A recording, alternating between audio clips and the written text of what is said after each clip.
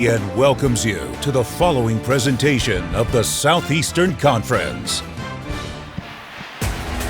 Tonight from Baton Rouge, Ed Orgeron fired up to enter Tiger Stadium for the final time as LSU's head coach. A national title to his name, but coaching one more as the lame duck of the Tigers. ESPN College Football Primetime is presented by Subway. From Tiger Stadium in Baton Rouge, you're watching the SEC on ESPN. In Death Valley, there's no shortage of storylines tonight. What has become one of the great rivalries in college football. Number 15, Texas A&M, visiting an LSU team looking for a 500 season for the first time since 1999. Tom Hart, Jordan Rogers, Cole Kubelik down on the field. There's plenty of drama around this coaching search for LSU, the impact on A&M. But let's talk football first. This is an LSU team which has reinvented itself defensively. Yeah, absolutely. You mentioned lame duck coach. Yeah, Coach O's not coming back, but they're also coaching like there's no tomorrow. This is an aggressive defense. They've gone to a blitz zero, pressure-oriented, 3 down front as opposed to the 4 down front we saw most of the season. It is a dangerous beast that Calzada and this A&M offense are going to have to put up with. Zach Calzada does not like facing pressure. He's sure to see plenty of that tonight. Absolutely. It's something it's struggled with. When you break down the film, when he gets his feet in a hurry, that's when the errant passes come. That's when the turnovers come. So that's the matchup to watch all night. LSU's pressure against Texas A&M's quarterback Calzada. Jimbo Fisher versus Ed Orgeron. A&M versus LSU. We'll hear from LSU's head coach Ed Orgeron when we return to Death Valley. In a series that dates to 1899, it's Texas A&M and LSU. Cole Kubelik on the field with Ed Orgeron. Coach O, your last time running through that tunnel in the Tiger Stadium, how did it feel? Outstanding. Love this place, love the Tigers, love my players. Your father told you when you were a little boy, you asked him why you didn't go to LSU games. He said, boy, keep working hard. You're never going to need a ticket to get into this stadium. What would Ed Sr. tell you tonight before you coach your final game? So proud. That's why I point to the sky. I know he's watching tonight. Thank you, Coach. Go Tigers. He may not admit it, but you know, plenty of emotions for Ed Orgeron tonight. He brought this school perhaps the greatest season and maybe the greatest in all of college football history just 2 years ago. And in his final game at Death Valley, Trey Palmer to return. Caden Davis will get us started. This has become one of the most electrifying rivalries in the SEC, including a 7 overtime game just a few years ago. Max Johnson got a taste of it last year. 24 touchdown passes on the season. He's put up good numbers, but this offense has been inconsistent.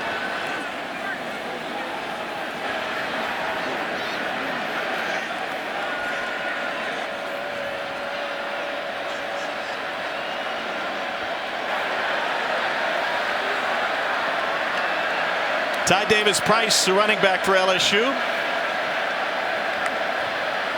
And Johnson to throw on first down. Everybody covered. Trying to make something happen, and he finds Trey Palmer for a loss. Let's take a look at tonight's Chick-fil-A impact players. Right tackle for the LSU Tigers has been playing at a very high level. He makes his 45th start tonight. That is more starts than any player in the history of LSU football. 60 games played for Deculus, and he's been a big reason why this offense has been able to get things going late.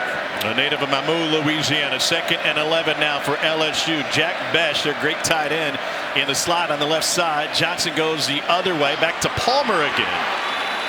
And it's a gain of 5. Talk about that pressure on this LSU offensive line and worrying about a guy like DeMarvin Leal. Yeah, future first-round pick. What's interesting is with the development of Tyree Johnson, number 3 on the outside, Leal now operates mostly on the inside. They're going to move him around, line him up over Liam Shanahan at times on that 3 technique, and he is a handful between the tackles. 11 different starting offensive linemen this season for LSU.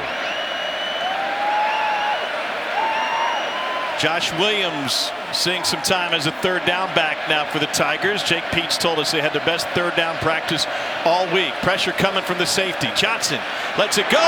Complete for an LSU first down. Malik Neighbors, who's coming off of a career game last week. Wow, it's a great job with the blitz pickup there. You're right, A&M brings pressure here. Linebacker and safety. Great job by Josh Williams, the running back, cutting down that linebacker and giving Max Johnson a second longer to get it to Neighbors. 13 yards on the gain. LSU's offense middle of the pack on the season. Not a great running team for most of the year. 117th in the country. Ty Davis-Price had a huge game against Florida, but a slow start to the season, and he picks up just 1. That's really crucial that this run game gets going early, right? You mentioned the inconsistencies for this LSU offense, especially on the outside. Their go-to guy has been Jack Besh, number 80, who just checked back into the game. He's lining up right here in the slot. Does it feel like a low-scoring game to you tonight? Boy, I feel like it could be low-scoring or the barn doors could get blown off, and I don't know which one it's going to be. It feels like college football today, right? What a day. Johnson gets rid of this one quickly to the perimeter. Palmer can't squeeze it, and it's incomplete. And that'll leave 3rd and 9. Max Johnson's decision-making, his decisiveness has been something that he's been under fire for a long time, and Jake Peetz has been working with him all season on it. Yeah, look, this is a tough offense. They do a ton of 5-man protection, which means the quarterback has a lot of responsibility pre-snap. Find out who that 5th rusher is, identify blitz, distribute the ball quickly. He's grown throughout the year as it's gone on, but yes, holding on to the ball at times a little bit too long. That's what cost LSU in their great game against Alabama, who, by the way, just tied it up against Auburn 10 apiece. Boy, DeMarvin Leal working right over Liam Shanahan, the center, right here again on the inside. On 3rd and 9. Johnson lobs it towards the sideline. We got a flag. Palmer was the closest receiver. Tyreek Chappell, the freshman corner out of Philadelphia, likely to get flagged.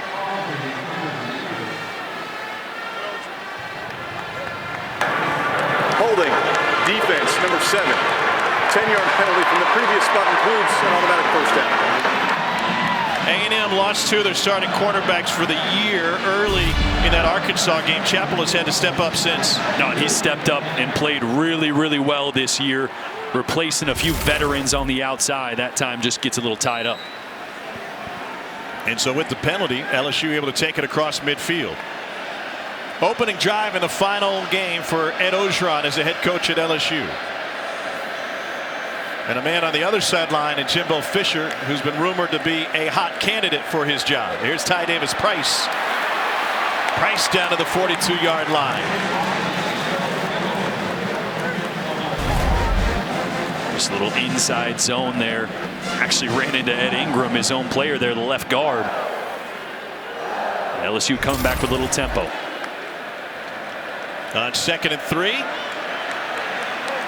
It's going to be right at the line to gain for the first down. LSU does something very unique when it comes to play calling. You saw a shot at Jake Peetz, the offensive coordinator, came over from the Panthers, previously on Saban's staff at Alabama. He is the offensive coordinator and play caller, but the man on the left, DJ Mangus, handles the play calling when it comes to 3rd down. Now 3rd and short, when it's a running play, likely Peetz is called, but anything passing wise, it goes to the guy next to him. But again, you said likely, right? I mean, it's an interesting dynamic that's got to be really hard as a play caller. I personally don't see how it works so well. Needing 1, and I don't know if he got it. Well, Jaden Spot Peavy is short. Great play by Peavy. And they're going to spot that. Looks like, man, a few inches. Yeah, so we talked about LSU coaching defensively with their hair on fire, nothing to lose, lame duck step. Of course, you got to leave them out here on 4th and short. Roll the dice. It may not even be that big of a gamble, right? And what does a punt get you in this scenario? 59% of the season, 4th down, impressive numbers.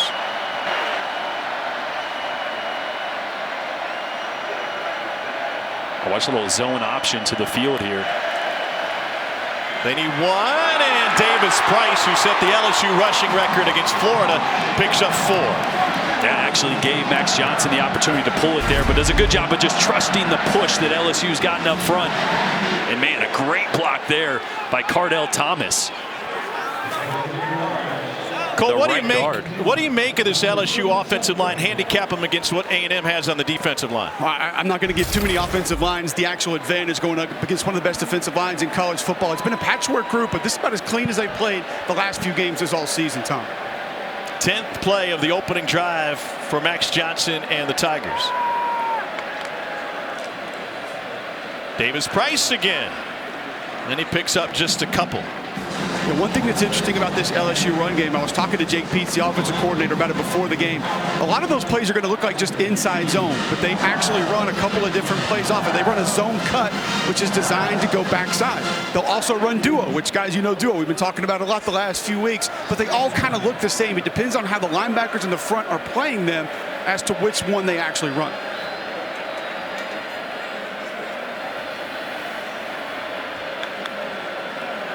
Pressure, and it's tipped in the backfield and able to get in the face of Max Johnson. Speaking of that offensive line, Tom, I was actually surprised before the game, talking to Coach Elko, the A&M defensive coordinator. Jordan pointed it out earlier. DeMarvin Leal on Liam Shanahan, that's the matchup that they actually want. Try to line up DeMarvin Leal, head up in a zero nose, head up on the center. He thinks that's a matchup that they can win often. Shanahan was a 3-year starter at Harvard, where he got his economics degree. Masters in football in the SEC. Straight ahead, Josh Williams. And a gain of 4. This is kind of an old school LSU Les Miles run game approach so far tonight. Interesting. I expected seeing a run there on third that maybe that meant, hey, let's pick up a few, get ourselves in a 4th down and manageable situation to roll the dice again. But I think they just wanted a few more yards here for Cade York. This will be a 50-yarder for Cade York, who's got an NIL deal with Velveeta and the Queso Challenge. He hits any 50-yarder or further, people have a chance to win a lot of cheddar. I love me some queso. Do I get some? Yeah, sure. We'll sign you up from 50. He's got the leg. Give him the cheese. And LSU on the board early. Thank you, rain some queso, Cade York. Let's go. He's got the 2 longest in Tiger Stadium history, and he caps that long 13-play drive to put LSU up early.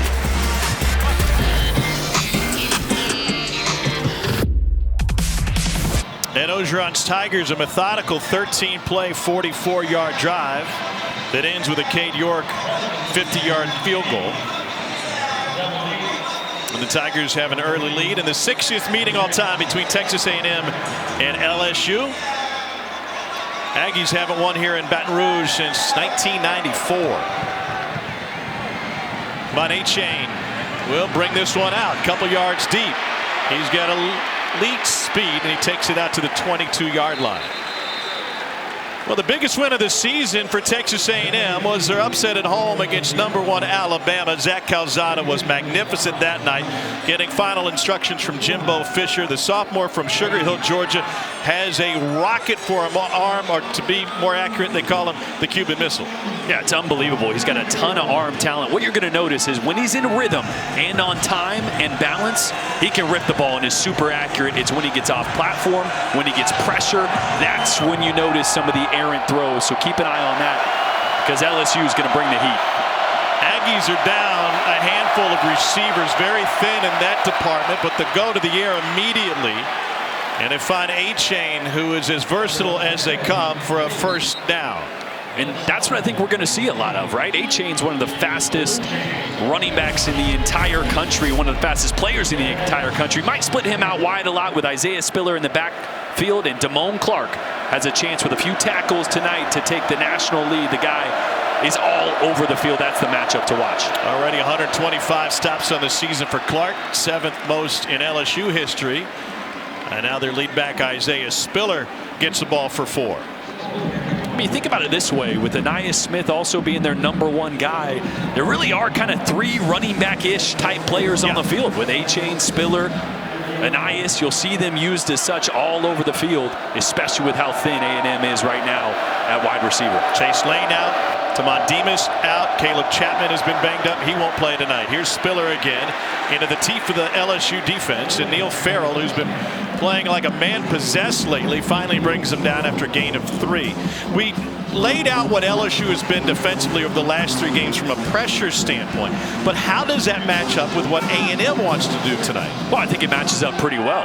We talked about how banged up A&M is on the outside. And A&M, in the games that they've won and played well, they've ran the football extremely well.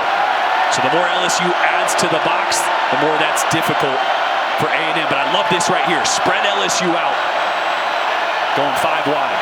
They brought pressure 52% of the time the last 3 games. They bring it here, and it's tipped and incomplete. The change was so drastic because heading into the Bama game, LSU was last in the country in opportunities to bring pressure. Yeah, Neil Farrell here is going to get his hands up. Great job. Little spin move there. You don't hit home. Read the quarterback and mirror his arm. Look at that perfect timing, putting his left hand up to knock that down because there was a man open on a dig route, wide open. Trey Palmer set to receive. Nick Constantino will punt it away. Great hang time and a fair catch taken inside the 15. It's a 3-0 lead for LSU. The Tigers back on offense. Will they open it up? We'll see.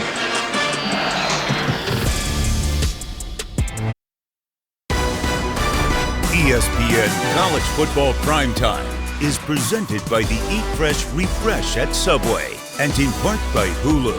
Get Hulu for 99 cents a month for a year during the Black Friday main event.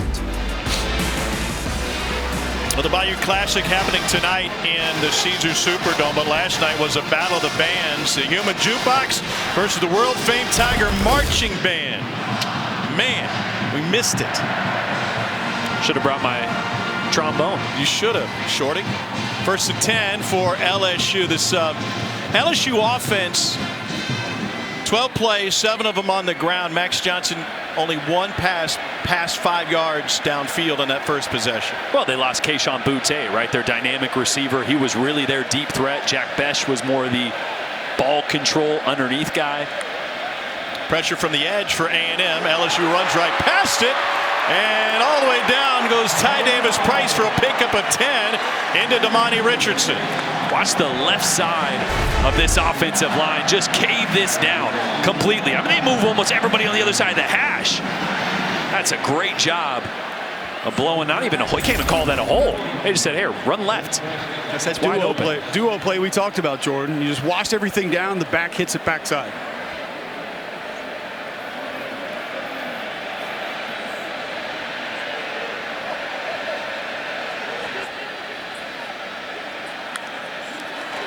Very deliberate offense so far. Johnson falling backwards, and they had to jump on that one. Michael Clemens brought the pressure. Let's get to the studio, checking with Matt Berry.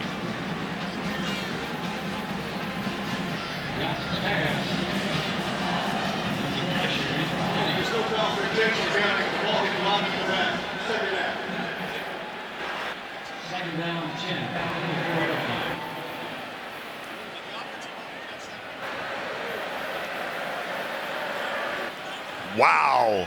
College football never disappoints. Just when we thought we knew what we were talking about. No.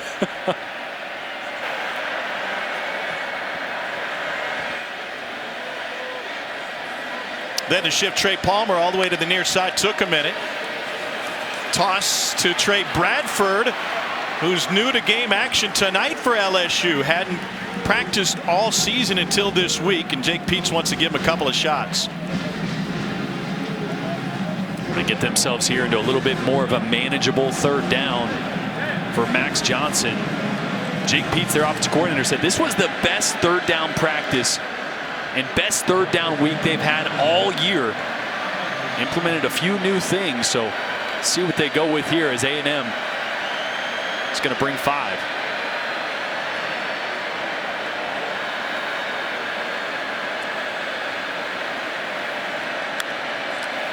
Bring 5, but from a different direction. Max Johnson has to adjust.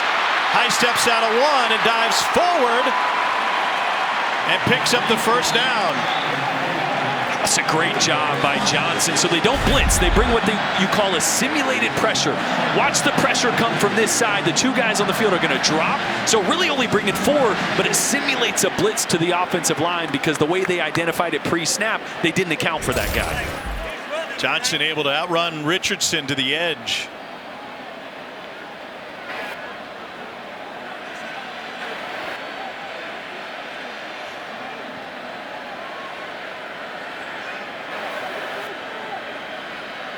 Well, LSU content to work as much clock as necessary. That one into traffic, incomplete. First down to Joray Jenkins. Longest game of the night for LSU, a pickup of 19. Boy, you see the motion pre-snap. That was designed. We talked to Jake Peets this week. He said, look, I want to get Antonio Johnson, Texas A&M's nickelback, on the short side of the field. I want to open things up to the field, give Max Johnson a lot of space to work with as you see them attacking with the slant route. Johnson out of the backfield. Here's Ty Davis Price. Down the field, Cole's got a special guest. Shaq, when you come back to football games, does it ever make you wish that you would have played football growing up? Well, I actually played football in high school, and then a guy your size swiped me, and then I knew that basketball was a better option for me. But I just wanted to come down and see Coach O for the last time. Done great for University. We're going to miss him. Baton Rouge going to miss him, and I was in town. I just wanted to show my support. What about last night? You had a concert? Yeah, we had a concert at Fred's, myself, DJ Biotti, my son Miles B. O'Neal, and we had a great time with the kids. Everybody was safe. Had a couple mosh pits, but jumping up and down. I treat those kids like I treat mine. So you're not performing your old stuff? I dropped one of my old songs, and they kind of liked it. Went crazy. I also went in the crowd. And, we sung that song, "We Are the Champion." I think that's a clip that's going viral now. But listen, Baton Rouge, where I got all my superpowers from, so I like to come back here once a year and regain some of their juice. So if I drop the bust them in the eye, Shaq, you want to fight, come fight me. I'll hit you with the bow. See? Taggett, highlight of the year. Great job, Cole. 3rd and 6 now. Second possession for LSU. Trying to set up a screen, it's incomplete. But let's go back, before the lyrics, let's go back to what Shaq said when Cole first started talking to him. Ed Orgeron essentially is being fired here, but he's going out as a beloved coach because he's from this state. He's from South Louisiana. When he left his radio show Thursday night, he got a standing ovation. There's mixed emotions from this fan base seeing him walk out the door. Yeah, we were down on the field earlier, and way before there was even players down there, and Coach O was running towards the tunnel, and every fan that was out there, probably 100+ fans, were just giving him a standing O. So, yeah, there's a ton of admiration here for Coach O. It's a weird situation having brought them a national championship, but now being ushered out the door. And wouldn't he like to end it on a W here in Baton Rouge? Only man that makes Cole Kublik look small. Back in a moment. Tomorrow on Sunday, NFL Countdown. Patriots rookie Mac Jones sits down to share his journey to the NFL. Plus, Sam and the guys rank the top plays of the week. Kick off your Sunday with Countdown, 10 a.m. Eastern on ESPN. Then our Week 12 Monday Night Football matchup. Russell Wilson and the Seahawks face a must-win game. Take on the Washington football team that's won 2 straight and back into the playoff hunt. 8 Eastern, 5 Pacific on ESPN, ESPN Deportes, and the ESPN app. Our coverage begins with Monday Night Countdown, 6 Eastern, 3 Pacific. Tom Hart, Jordan Rogers, Cole Kublik, second possession for Texas A&M. Zach Calzada swings it out to Anais Smith. And Smith takes it past the 15 for a pickup of 5. Keep an eye on the effectiveness of Anais Smith tonight. Been battling a turf toe. Did not practice all week, but going to be out here giving it a go for the Aggies tonight. 2 touchdowns in that upset win against Alabama. That came after A&M lost at home to Mississippi State. An up and down season for Jimbo Fisher. No gain, jacked down by behind is Isaiah Spiller. B.J. Ojulari got to him. Boy, this is just a zone play away. And you lead this backside end because you're saying, we're going to go so wide here, he can't make that play. B.J. Ojulari says, yeah, hold my beer. I feel like this LSU defense, since the new install against Alabama, they're playing with so much more energy and enthusiasm. Yeah, that was something that Coach O mentioned when Durante Jones and him implemented this new scheme. The players like, yes, we remember this because it's a little bit of what they did with Dave Aranda. Much more aggressive. We'll see here on 3rd down if they decide to bring pressure or play coverage. There are 0 safeties right now. A&M gets it out to A-Chain, and he's taken down. Durante Jones' defense comes up with another big stop. Cover 0 look there. Not a 0 all-out blitz like we will see at sometimes, playing man coverage with a couple guys with zone eyes. Oh, they might actually brought one extra there. That might have been a true cover 0. So great job by Lewis on the outside making that tackle, because if he doesn't, everybody else is in man coverage. Almost looked like Damone Clark was taking his time coming up on pressure. Yeah, he was kind of reading it. Constantino. Palmer stands at the 40. Driven back to the 35. And taken down out of bounds there by A&M. 48-yard punt, nothing on the return. Talking with defensive coordinator Mike Elko before the game, he said our guys are well aware of what happened last time we were here. We were flat embarrassed. Burrow threw for 352 and 3 touchdowns. LSU hung half 100 on Texas A&M. Yeah, a little bit different of an offense they're operating here. Obviously, the deep strikes, not really something Max Johnson has done extremely well, and without Kayshon Boutte, they don't really have the dynamic deep threat like they're used to having. Much more of a ball control passing offense the latter half of the season. That game 2 years ago was 31-0 LSU at the half. They scored touchdowns on each of their first 4 possessions. That was a different offense for all of college football, not just LSU. Straight ahead, Corey Kiner spins his way to an LSU first down and a gain of 13. Boy, watch the tight end Jack Mashburn coming across the formation. Splitter. Yeah. Boy, tight end came across the formation, just got a toe of a defender, and that's the reason that run broke wide open. Seeing a lot of names for LSU in the backfield. They've already had 4 different ball carriers. Straight ahead and a muscle way to a gain of 3 from Kiner again. Go back to that split zone play with Jack Mashburn coming across the line of scrimmage. Not only is it a good block, but think about this. One thing that play will do down the road, that's going to slow those defenders down, whether they're coming upfield, whether they're playing flat down the line of scrimmage. You take a couple of those shots around the hip, around the knee, you're not going to be coming flat down the line of scrimmage near as fast the next few reps. Well, that's what Shaq told you, right? Some dude sideswiped him. He said, no, I'm good. Basketball will be sport for me. Then he tore a goalpost down. Right. What's up? Offside. Defense, number 8. 5-yard penalty. Remains second down. Take your pick. There's a few different Aggies that jump. Jason Autry, our referee tonight. That's one thing. Talking to Jake Peets, the offensive coordinator for LSU, he said we got to mix up the cadence this week. Please reset the game clock to 13 seconds. 1-3. A&M is so talented up front. We got to find a way to make them hesitate, keep them on their toes. That time they got them.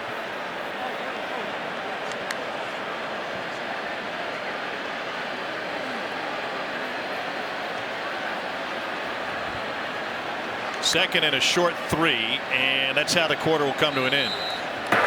That's the end of the first quarter.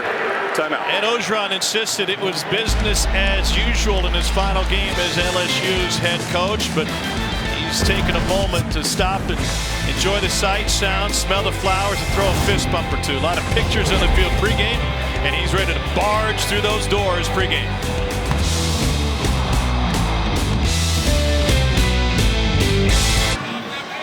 ESPN College Football Primetime is presented by Subway. 60th meeting between LSU and Texas A&M. We welcome those of you who've been watching the Iron Bowl, won in quadruple overtime by Alabama, 24-22. Corey Kiner loses maybe a half yard, and that's going to set up 3rd and short.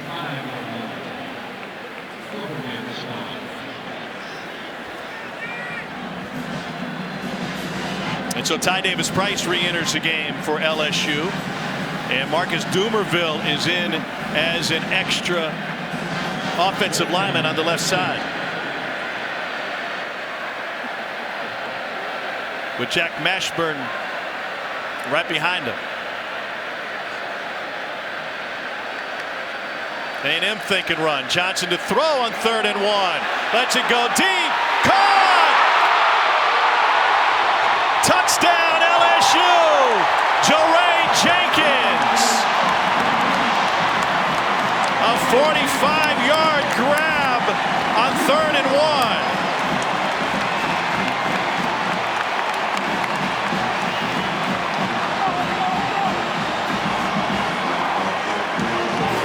That's just a great job by Jake Peets of knowing that Mike Elko was expecting run. So he gives a look to the field that forces Elko to bring a safety down. You get man coverage on your 3 receiver side. Little switch route. Just great play design by Peets. And they did it with a jumbo package in the game. Max protection for Max Johnson, and it pays off for his 25th touchdown pass of the season. And we got a flag on the point after.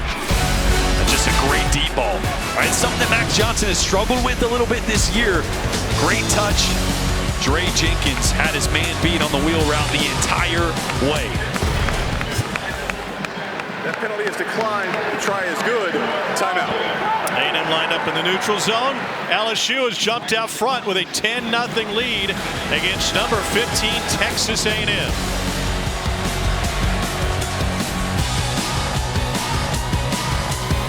Today 118-0 since 2004. Went up by at least 10 in the 4th quarter.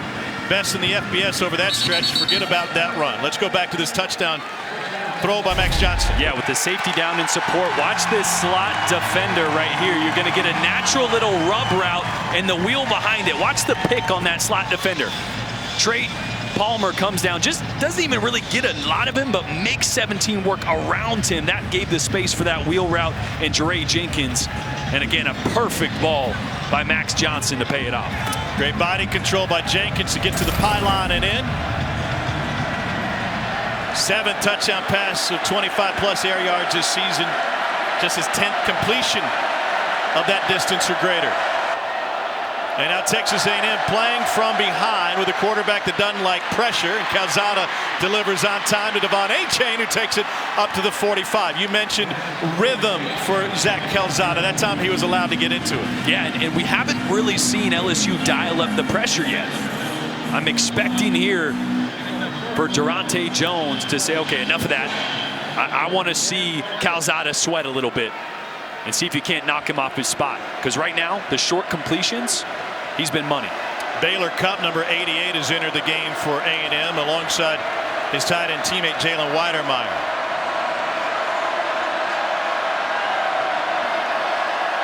They empty out Achane. No pressure here. Calzada completes to Anais Smith. Pickup of 7. It's the chess match, right, between defensive coordinator, offensive coordinator. You've shown pressure galore, 52% over the last 3 games. Now you back off of it a little bit. When do you go back to your strength? Well, yeah, you know that A&M and Jimbo Fisher has seen that on tape. They have an answer for it. So at what point do you pull it out? At what point do you have a little wrinkle to that zero pressure that we've seen so much the last 3 games? Moose Muhammad, number 7 in the game, bottom of the screen. Great receiver. And Achane hit at the line of the scrimmage by Neil Farrell.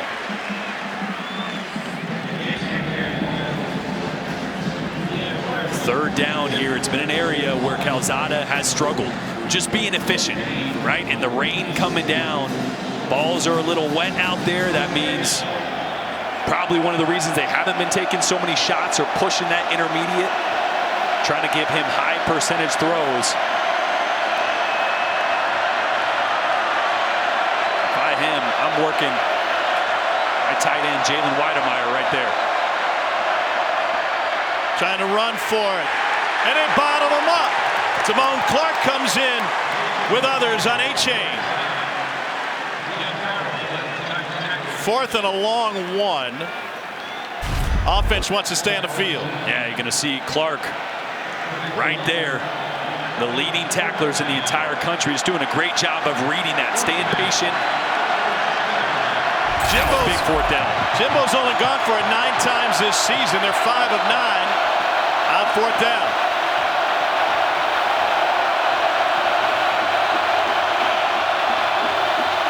Calzada throws. He's got Weidermeyer, forward progress, and he'll stay on his feet for an A&M first down. Yeah, this is what I thought we'd see on the 3rd down here. Nice job of getting Weidermeyer to block down first and then release on the route. All right, so both linebackers there think it's run, see tight end blocking, and then nobody there in coverage. Weidermeyer broke Martellus Bennett's school record for receiving yards by a tight end. Came in as a leading receiver in this Aggies offense. Pressure coming on Calzada. Goes deep and it's broken up. Anaya Smith got helicoptered by Cameron Lewis and Damone Clark.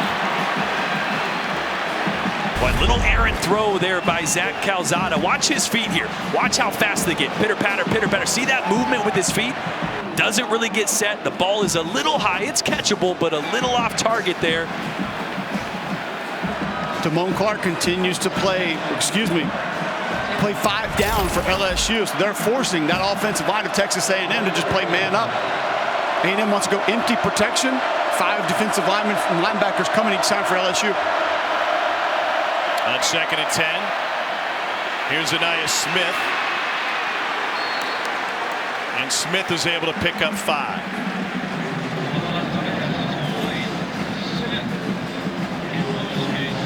Even with, without the wide receivers who've been injured over the last few weeks for Texas A&M, there's still plenty of talent from Smith to Weidermeyer and the 2 guys usually in the backfield, Spiller and Achane. Jimbo said when it comes to calling plays, it's like a library. You got all these books, all these plays. You just pick a few each week to focus on. Going to be one high man coverage across the board. Look at the press coverage. Game's up front. Calzada dancing out of the backfield, lost his footing and goes down. It's a loss of 4, and A&M will have to punt it away. They are 0 for 4 on 3rd down tonight. Yeah, Calzada actually wanted to hit his tight end, but great coverage across the board for LSU. Once again, 5 down. B.J. Ozari, just that outside defender out on the edge. He loops all the way back inside the opposite B gap. Texas A&M offensive line has done a great job in protection so far, unable to pick that one up. Constantino, 10th in the country, 47 yards per punt. End over end will check up around the 15. 26-yard punt that time. LSU holds a 10-0 lead at home against Texas A&M.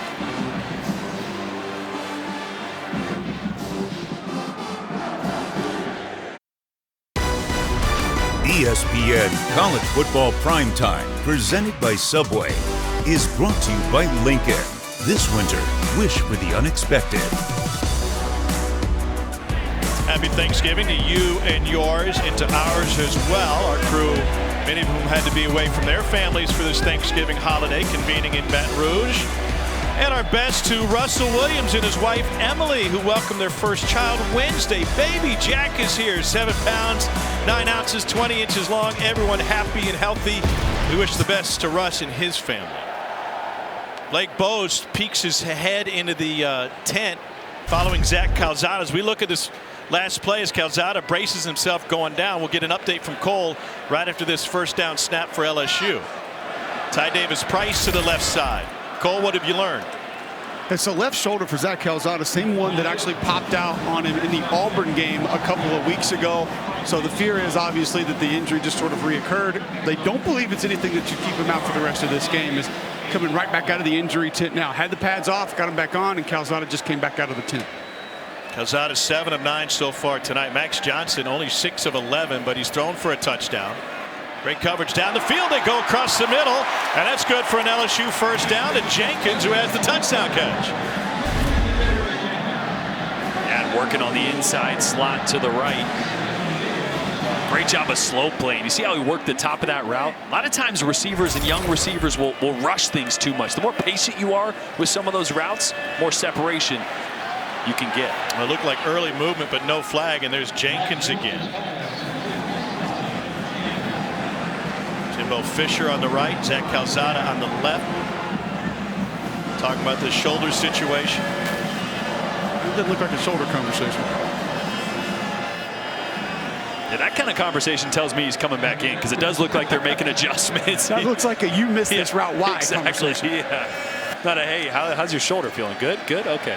Down the sideline, Jenkins again has it knocked away at the last second by Jalen Jones. Cole, you've been on a team that Jimbo was coaching on. He's a no-nonsense guy. He is a direct communicator. And he coaches quarterbacks hard. And it's something that he'll admit to you is he'll say, listen, quarterbacks are going to be hard to deal with. I think one advantage that he has is Damian Craig being on his staff. Damian obviously played quarterback for Jimbo when I was on that Auburn team as well. So Damian knows what it's like.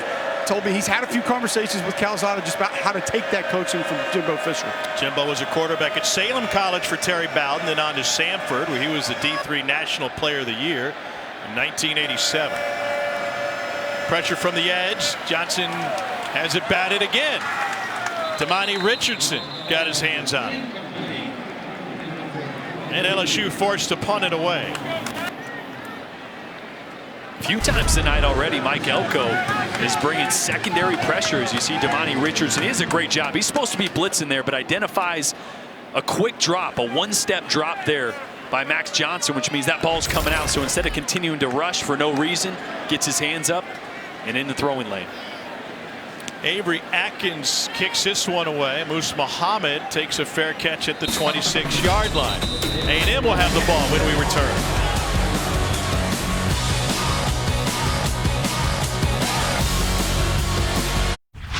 I love being here. This is the job I wanted. I'm being here. I got a great contract. I have an unbelievable chancellor, have an unbelievable president, unbelievable AD. I plan on being here and fulfilling this contract and doing everything.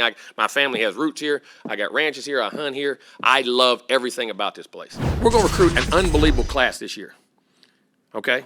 So I'm either the dumbest human being on God's earth who's going to recruit all these guys to A&M so I can go across over here and go play against them. I want to be at A&M. I plan on being at A&M. I ain't going no. I don't want to be nowhere else. I love being right here. Is that clean enough?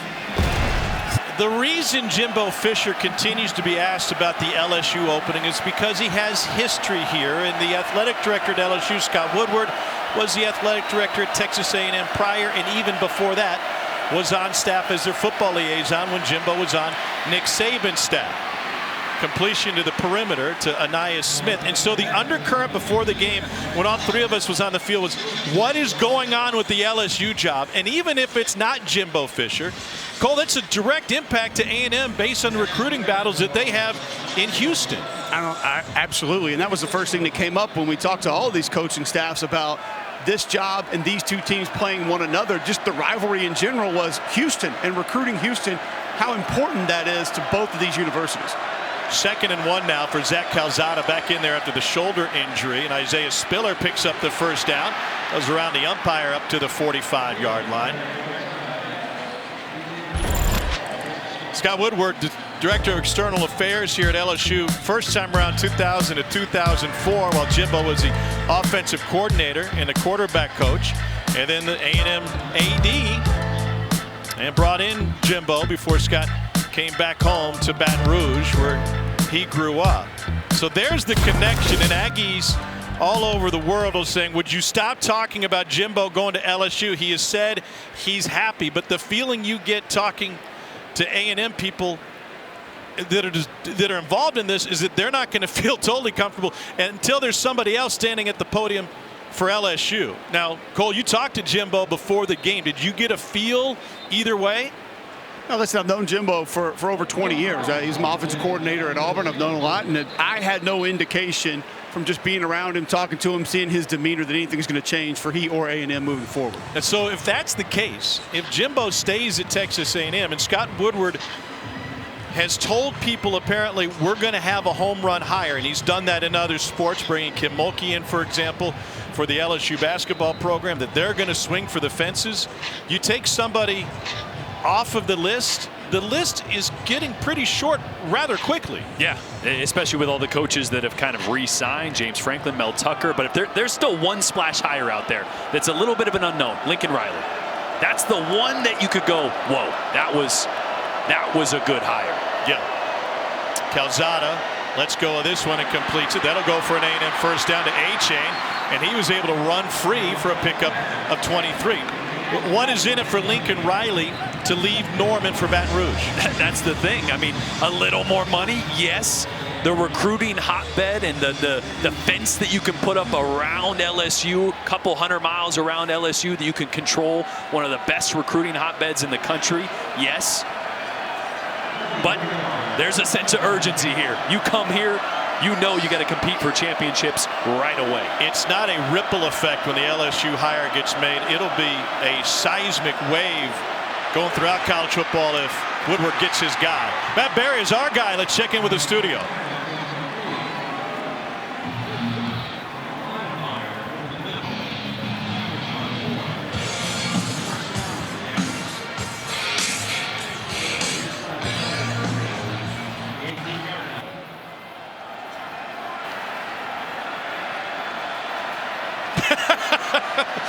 I'm tired of reading Joey's posts on all the message boards, but timely that we get an update from Bedlam. After the Weidermeyer first down, they go straight ahead with A-Chain. Pick up a 4. You get on those message boards, they probably think Belichick's coming to LSU. Well, you wouldn't be that far off because Bill O'Brien's name has been thrown around, and Alabama able to pull that one off in quadruple overtime tonight. When I say that was the talk of the town inside the stadium on the field, that is not an understatement. From assistant coaches, ADs, we have baseball coaches down there talking about it.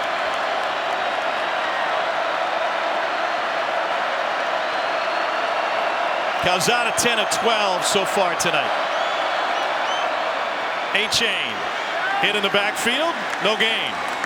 Micah Baskerville found his way back there. Again, we've talked a few times about that 5-down front for LSU, manning up the offensive line. That means those linebackers are going to run completely free, as we saw Micah Baskerville get his head in there, Damone Clark as well.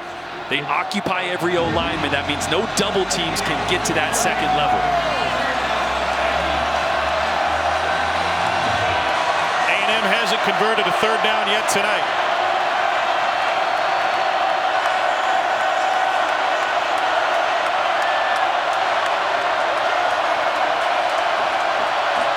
Here comes pressure. Calzada fires, caught, touchdown A&M. They beat the pressure to Moose Muhammad.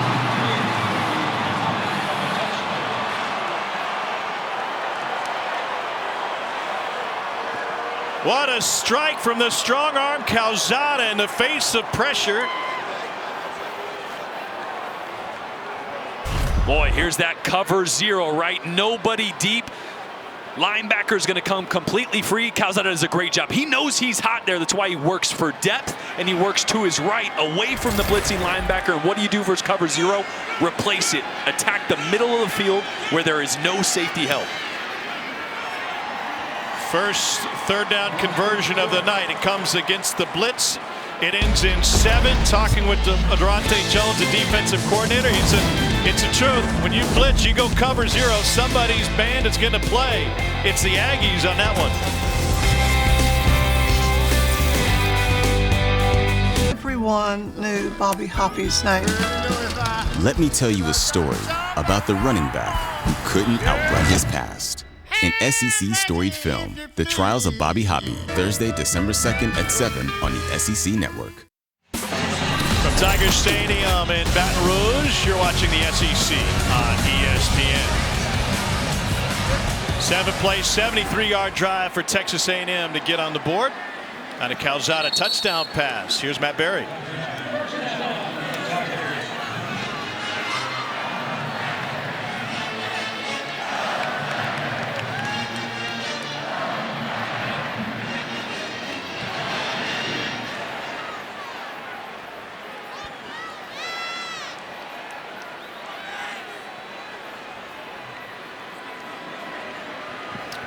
That's why they call it Bedlam. Max Johnson only 8 of 15 tonight, but 102 yards and a touchdown. Looking for his tight end, and he fires incomplete. Bounced right off of Malik Neighbors. Neighbors was his favorite receiver last week. They played ULM, and he had 4 catches for $143. Yeah, really had a coming out party. I know it was against lesser competition, but they are looking for that dynamic guy that works in the slot, can move him around to replace Kayshon Boutte. Should have had that one. Boutte went down with a broken ankle against Kentucky. At that time, he was leading the nation in touchdown catches. A huge loss for this LSU team, which has lost players throughout the season due to a variety of circumstances, mostly on the defensive end. On 2nd and 10, Johnson pressured. Couldn't bring him down. Max Johnson will run with it. And he scrambles out of bounds with a gain of 12. That was Michael Clemens rushing off the edge.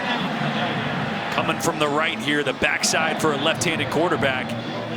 And a great job knowing he's got routes working to the left. My escape, my eject button is back to the right. And he's not going to rush 8 for 80 yards or really hurt you with his legs, but he can make a few plays like that. Here's Neighbors on the quick hitter. Got a flag on the play. Pickup of 9. And on that play, Palmer lost his shoe.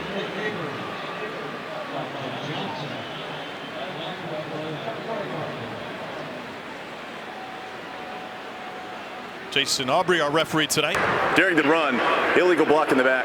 Offense number 3. 10-yard penalty from the spot of the foul. Repeat, first down. Ty Davis Price.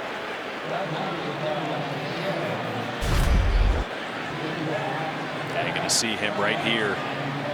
Little quad formation they do just to try to surprise the defense, get a quick, easy throw, a little screen to the outside.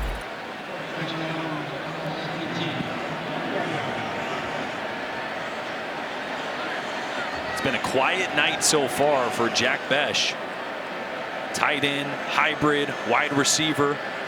He's been their best player second half of this season. No receptions so far tonight. Didn't practice much this week, battling the flu. Davis Price gets stuck as he tried to turn the corner. No gain. Jordan Gilbert, Louisiana native out of White Castle and U-High, comes up with a big hit for the Aggies. You mentioned Besh didn't practice, and talking to Jake Peetsy, he's like, look, this is a Julian Edelman type player. He's going to be a slot guy that's going to play in the NFL, but he needs reps. It hasn't quite clicked for him. So without the reps, we just haven't seen him utilized as much as LSU, I think, developed a lot of new plays and new concepts for their third down attack tonight. He hadn't even been targeted tonight. No. So to leave a 2nd and 17 as A&M uses a timeout. Back to the studio, Matt.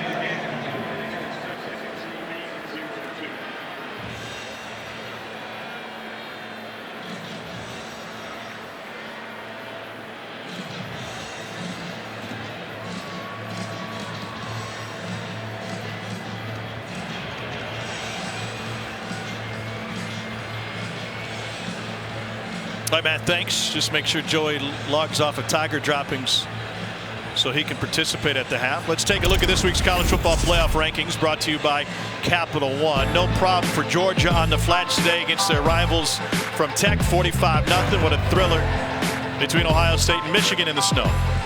They can bump them down a few. Alabama might get bumped down a few. Michigan's going to be on the rise. It's going to be interesting to see how the committee sorts this out on Tuesday. Cincinnati Friday with a convincing win on the road in Greenville against East Carolina.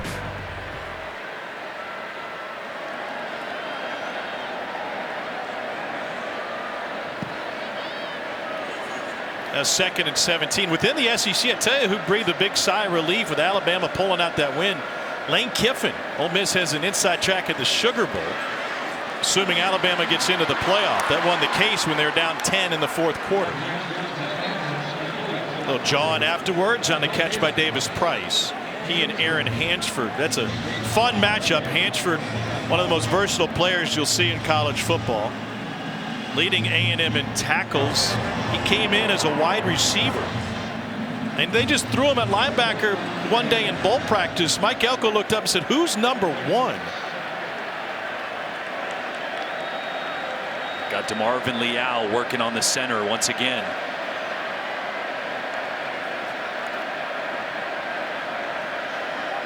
Josh Williams, the running back.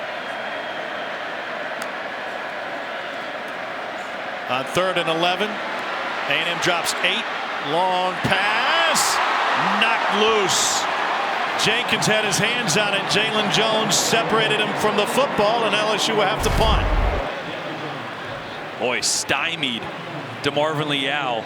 Kept the running back in for protection. Max Johnson does a great job of identifying an open receiver. But how about the play there by Jalen Jones? You know, we like to complain about targeting and is it worth it? Is it changing behavior? That was a play where it changed behavior. Yeah. Right. Jalen Jones didn't leap, target, aim to blow up the receiver. Instead, nice physical, clean hit to break up the pass. So a 41-yard punt that time, and LSU with a 10-7 lead. It was a really good start for LSU in this game, even though it was a very methodical offensive attack. Now they've given Max Johnson a chance to air it out a little bit. Absolutely. You know, the rain has been a little frustrating. It's starting to calm down a little bit for a quarterback. That always messes you up a little bit, but I think they're getting comfortable in their plan, right? Jack Besh hasn't been part of it. It's a new plan for LSU's offense. They're starting to hit their rhythm. What about LSU's pressure? They brought more pressure than almost anybody over the last 3 games. Started with that Alabama near upset. How come we haven't seen more of it tonight? I think they're going to start dialing it up. The problem is Zach Calzada's been really good against the pressure. A couple big-time throws off his back foot when LSU has brought the pressure, but that's their identity now. And again, you have a coach in Coach O that's going to push all of his chips to the center of the table and just see what happens. There's no love lost between these two programs going back to that 7 overtime game. We got a flag at the end of this one. That was the first win for A&M against LSU since they entered the SEC. And that game had its drama not only on the field but off of it, especially after the win was finalized by Texas A&M. Pushing and shoving and sideline shenanigans from folks on both sides. There is no foul for an Eagle block in the back. It's second down.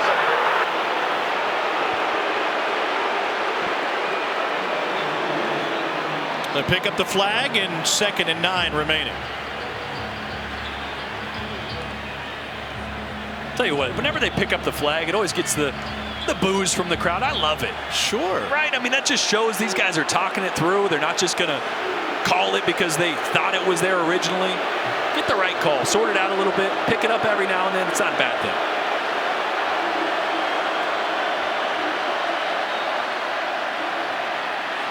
Calzada dancing, and he gets taken down. Held on too long, and Jacqueline Roig takes him down for a loss of 9. And this is one of the things we talked about coming into this game. Calzada holding on to the ball a little bit under pressure as well. A similar problem that Max Johnson had here. He's got to get rid of it, right? He's looking for A-Chain in the slot. That ball had to come out right off the break, right as soon as A-Chain broke on that out route. It didn't. The hesitation. Can't ask your offensive line in 5-man quick protection to protect for that long. No matter what is happening with an LSU football program, they seem to always have talented defensive tackles.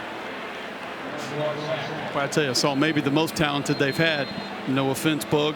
Glenn Dorsey down here on the field before the game. Just standing next to him, thinking about all the terror that he wreaked on this field. We're in 72. Man, that guy was fun to watch.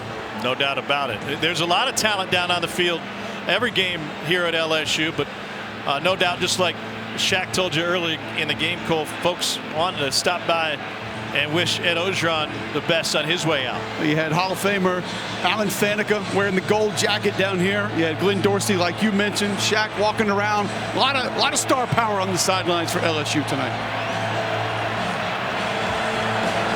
Undefeated season and a national title 2 years ago. 3rd and long coming out of the timeout. Where's A&M go? Well, I think it's a quick throw. A safe throw here. Don't want to force anything. 1:16 left in the half. They will run it on 3rd and 17 and be content now to punt it away. Yeah, LSU's just too opportunistic at times. You can't risk throwing into coverage there, forcing a turnover. So it had to be a handoff or a quick, easy, high percentage throw. It was an epic game in 2018. A&M ranked 22nd, LSU number 7. 72 all in the 7th overtime. Kendrick Rogers off with severe cramps in his calves. Got together just in time to get back in the game. Grabbed Kellerman's 2-point conversion pass. Tied an NCAA record for most overtimes in an FBS game before it was broken this year with Illinois and Penn State. 74 points allowed by LSU, the most ever given up by a ranked team. And we talked to Jimbo about a little bit about that game, but mostly about the overtime rules that have come about because of it. You saw it in Auburn today. He said, I don't like the new rules. We got to figure out a different way to do it. If LSU had to play the next week, they would have been without about half their team. Dehydration, injuries. That was a marathon of a game. Yeah, I mean, I think it was a little bit of a knee-jerk reaction, right? You change the rules for a game that is really the exception. It's not the rule that hardly ever happens in the history of football. I'll tell you what, I like the new rules from a standpoint of it's exciting. The back-and-forth two-point drills, two-point conversions, but I agree. I think that's not perfect. Got to be a middle ground. Fair catch taken at the 38 by Trey Palmer after that 47-yard punt. 1:06 to go. LSU up 10-7. Max Johnson 10 of 19 for 112 yards and a touchdown tonight. Talking with Jake Peach, the offensive coordinator for the game, he just kept saying this is going to be fun. This is going to be fun. We got to make it happen in the red zone. And so far, Peach, who was a walk-on at Nebraska, played under Bill Callahan, trying to get LSU back with one more shot. 66 seconds left in the half.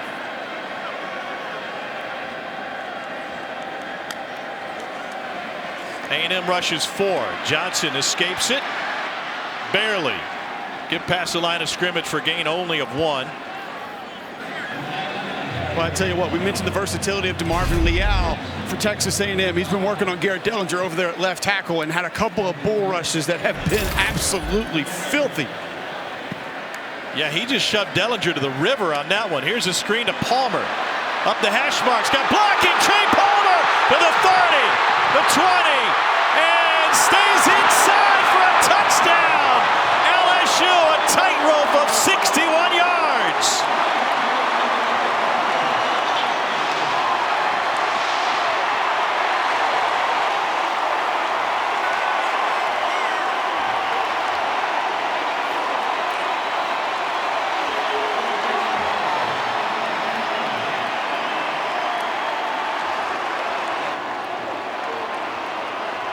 Max Johnson celebrating a 61-yard touchdown pass in which Trey Palmer did the heavy lifting.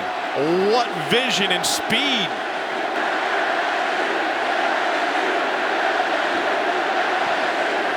And the Tigers take a 10-point lead. Great play design by Jake Peets. Actually, Steve Sarkisian ran this last year against Georgia when he was at Auburn. Watch how this orbit motion gets these defenders to flow over the top, and then you're going to get the screen with all the blockers back underneath. Watch the movement getting those defenders out of the way over the top to set up those blocks for the offensive line. Gets all the attention on the orbit motion in the backfield and sets them up exactly for where you want to attack.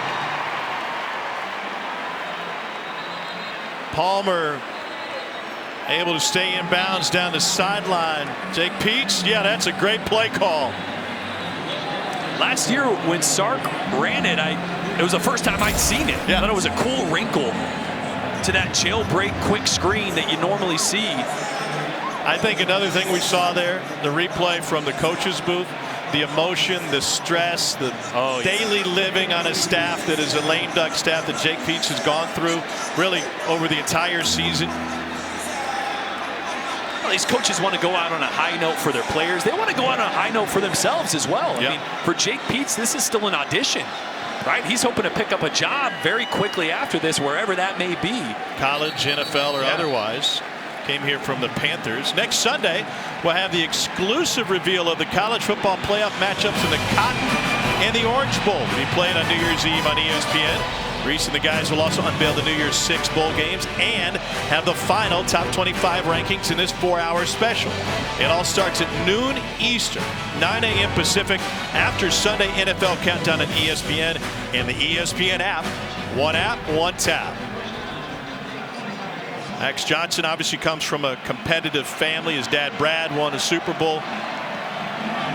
His uncle is Mark Richt. His mom was a great volleyball player at USF. Couple touchdown passes for the lefty. And now Devon A-Chain bottled up, taken down in the backfield. Sony Fanua celebrating his senior day. And even though they have 2 timeouts, A&M is going to be content to let this one go to halftime, right? You call a run play there in case it spits for 10, 15, 20 yards, then you maybe push the tempo. But more bad can happen here backed up this far than good. Take it to halftime. Jimbo's got some adjustments to make because right now LSU is controlling this. Coaching drama on both sidelines, and the home fans happy. 17-7 at the half. Let's take you to the studio. ESPN College Football Primetime is presented by Subway. Second half from Death Valley. This is the SEC on ESPN. Welcome back. Tom Hart, Jordan Rogers, Cole Kublik down on the field. It's a halftime lead for LSU of 17-7. Cole talked with Ed Ogeron at the half, Jordan. He told him, my offensive play callers, they have free reign to be aggressive, and they've hit on some big ones. Absolutely. Max Johnson has pushed the ball downfield. They've been explosive. They've done it without Jack Besh, their leading receiver coming into this, their best player coming into this. It's been Jeray Jenkins, but Max Johnson has been dynamic, pushing the ball downfield, something he hasn't done well for most of the season. LSU's been nearly unbeatable at home with a 10-point lead. The only loss since 2004. That Katrina game against Tennessee that came on a Monday. Let's take a look at the first half stats brought to you by PlayStation. The problem for A&M evident when you look at these numbers. Yeah, they have to be able to run the football well for this offense to get going. And remember, Coach O switched to this defense, the 3 down, occupying all offensive linemen because he wanted to stop the run, and that's exactly what they've done extremely well since completely changing their defense. A&M, you're down 10. Don't need to panic. Just get back to what you do best. Give Isaiah Spiller the football and get this offense back in rhythm. Jimbo Fisher looking at his play sheet and apparently his math homework from 6th grade with that spiral notebook.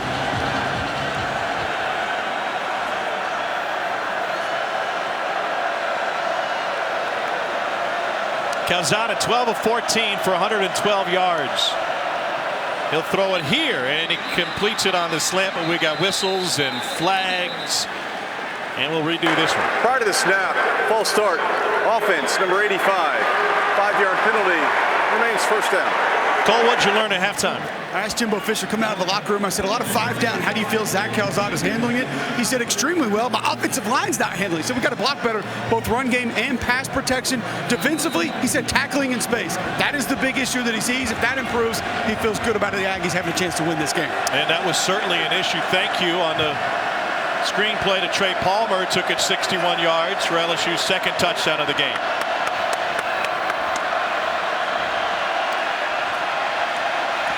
Redo first down at 1st and 15. It's incomplete. Jalen Preston, junior from Manville, Texas, couldn't haul it in. An absolute bullet there by Zach Calzada. A really good throw. It was accurate, but man, this ball has some RPMs on it. Watch this. When he's in rhythm, one hitch, let it go. Right on the money. Preston not able to bring it down.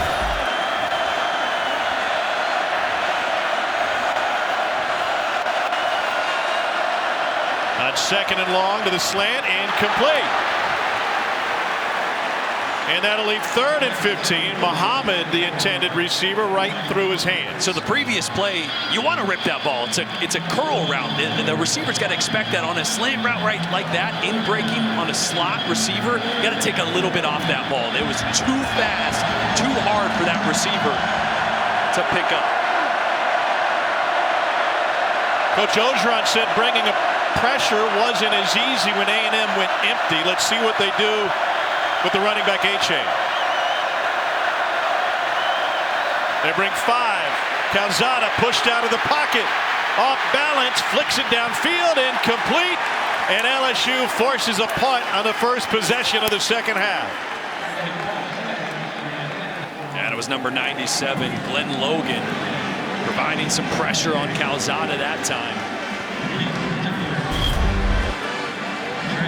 And as a quarterback running flat, a right-handed quarterback running flat to your left, that's tough.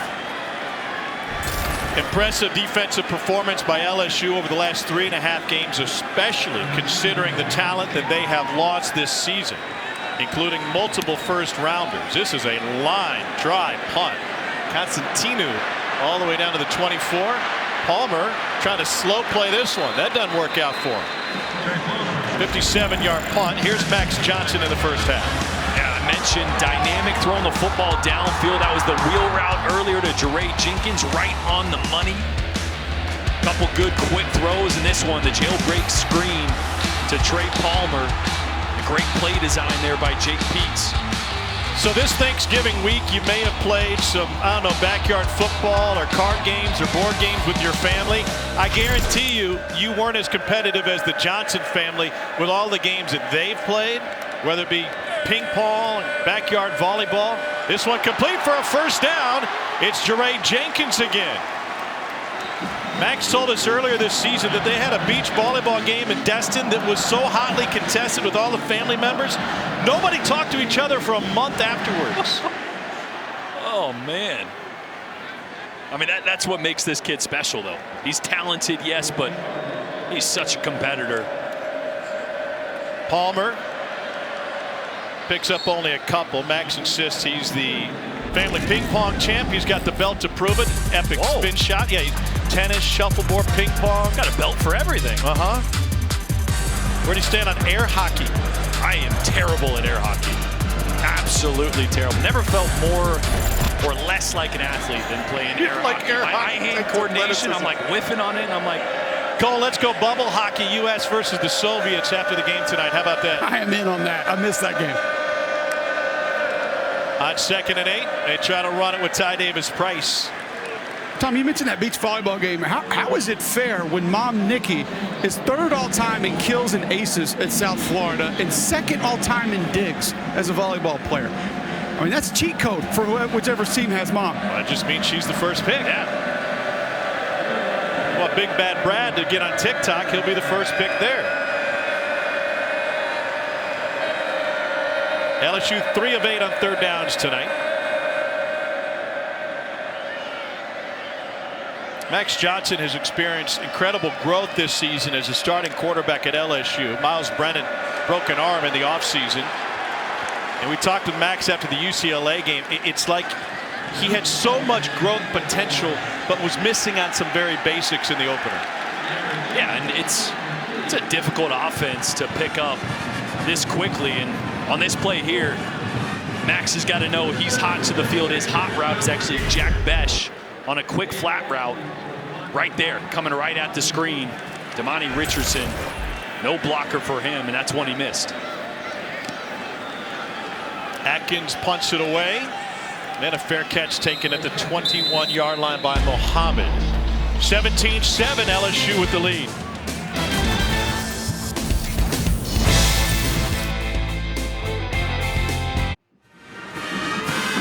LSU trying to avoid its first losing season since 1999. The Tigers have a 17-7 lead at Tiger Stadium over number 15 Texas A&M. Taco Bell welcomes you to the Live Más Student Section of the Year contest. Use hashtag Student Section Sauce to get the committee's attention, and go to ESPN.com/Taco Bell to see how your school can compete. That dude with the E there, he doesn't eat much Taco Bell. No. Good eyes. You do. Yes. Yes, indeed. Here's Spiller up to the 24-yard line before Damone Clark came in as the nation's leader in tackles, rips him down. 125 tackles on the season for Clark coming in. Coming out of Southern Lab in Baton Rouge, played a couple different sports. His high school track coach convinced him to try the javelin. So what do I do with this thing? Just throw it. It turns out he was pretty good at it.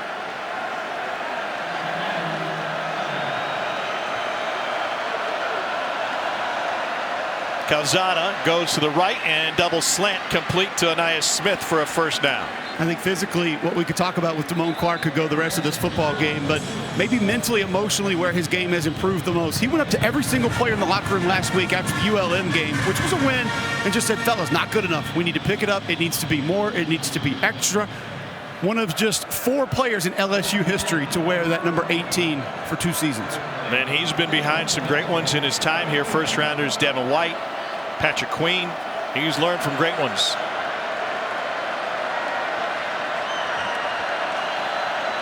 First and 10.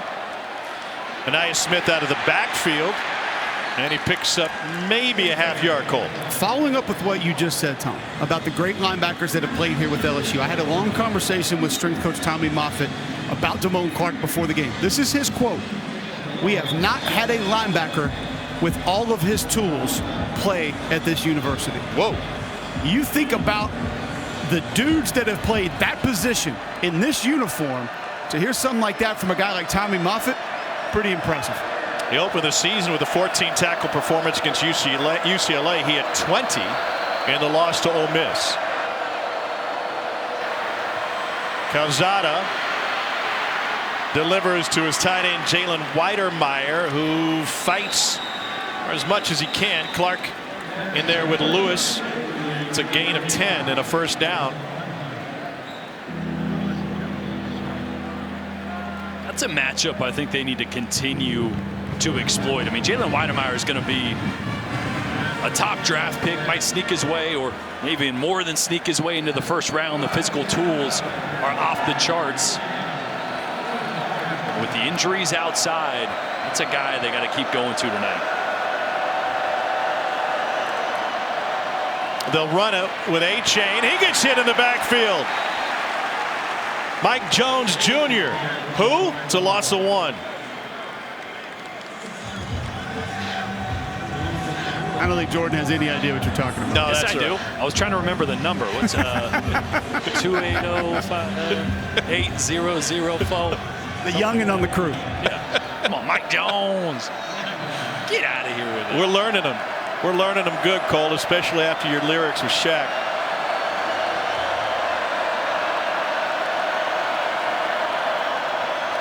LSU rushes 3. Calzada wide open. A first down for Moose Muhammad. And he squirts up to the 16-yard line on a 40-yard completion. How did he get so open?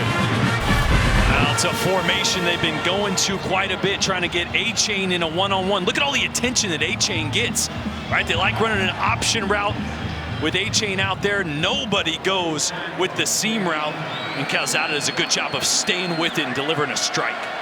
Hey, I know you didn't have ribs for Thanksgiving, but Kenyon Green with the full slab there at left guard. Muhammad had half of Calzada's 10 completions last week and a blowout against Prairie View. Favorite receiver now. And overshot A-Chain that time. You know, I like the plan by A&M. When you have a team that's going to pressure, one way to kind of counteract that is get in spread formations, whether that's 4 or 5 receivers wide, because then as a quarterback, it's easy to see where it's coming from. You can't hide it when you're in spread formations. Those condensed formations can get a little tricky for a quarterback. A&M's had a lot of success spreading those running backs out wide.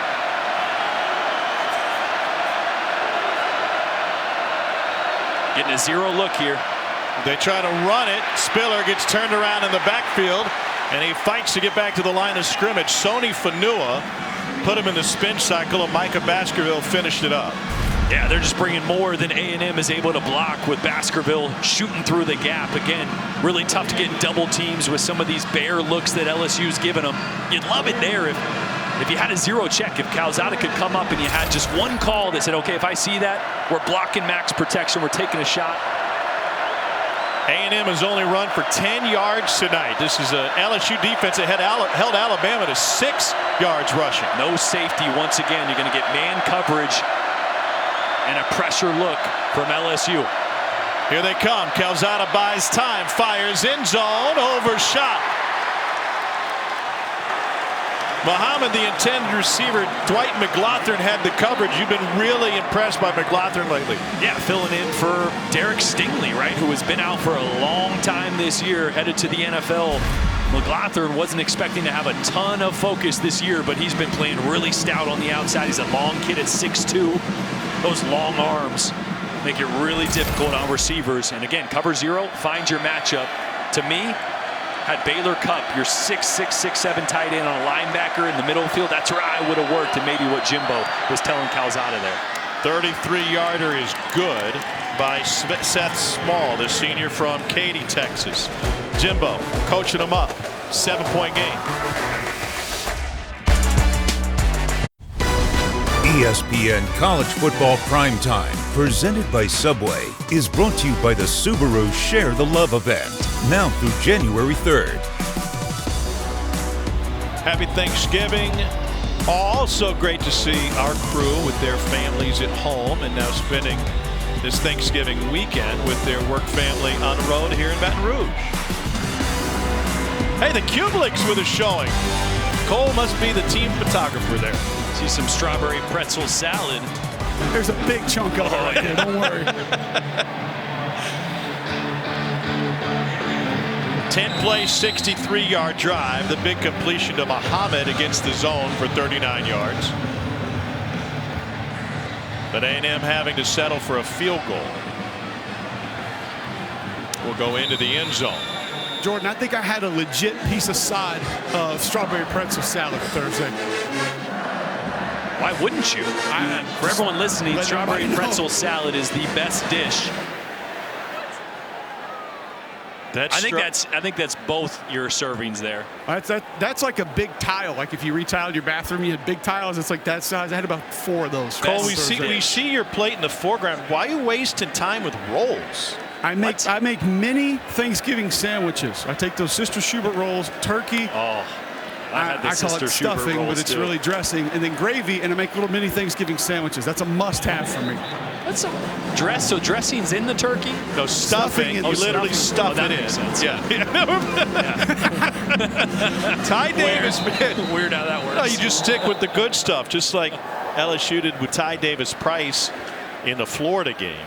And A&M's got an injured player down on the field.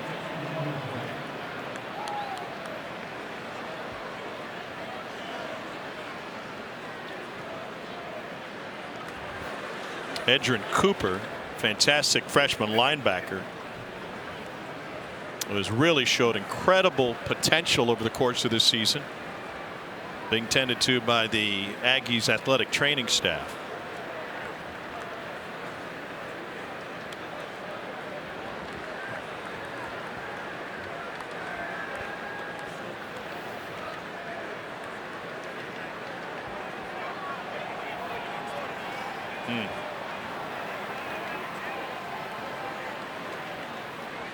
Louisiana native and the product of Covington, Louisiana, getting a long look from the training staff. We'll be back in Baton Rouge right after this.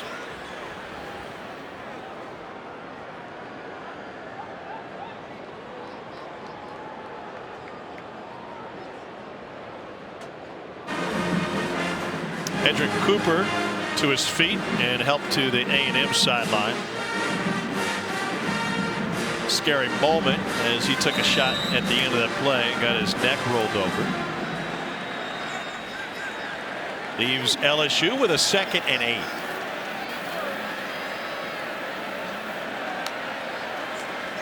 Little toss to Palmer. Can't find any space on the edge, and that will leave 3rd and long.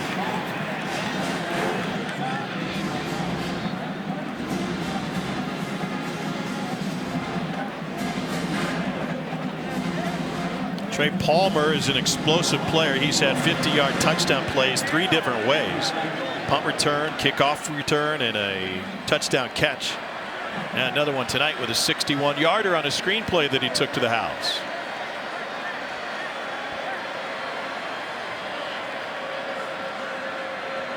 Josh Williams in the backfield next to Max Johnson now. Johnson pressured. Clemens got him. A&M with a sack from Michael Clemens. It's a loss of 8. Oh, Clemens working on left tackle Garrett Dellinger and just overpowers him. Watch him working off this side here. He's just going to go a power rush here. Bam. Impact creates separation, and Dellinger not able to power hop. Cole wasn't able to regroup there. God, I love the fact that you learned power hop from last week. I know. Chance for return from the 45. Here's Muhammad up the sideline and into LSU territory. Bedlam is Bedlam. Let's get an update from the studio. Here's Matt.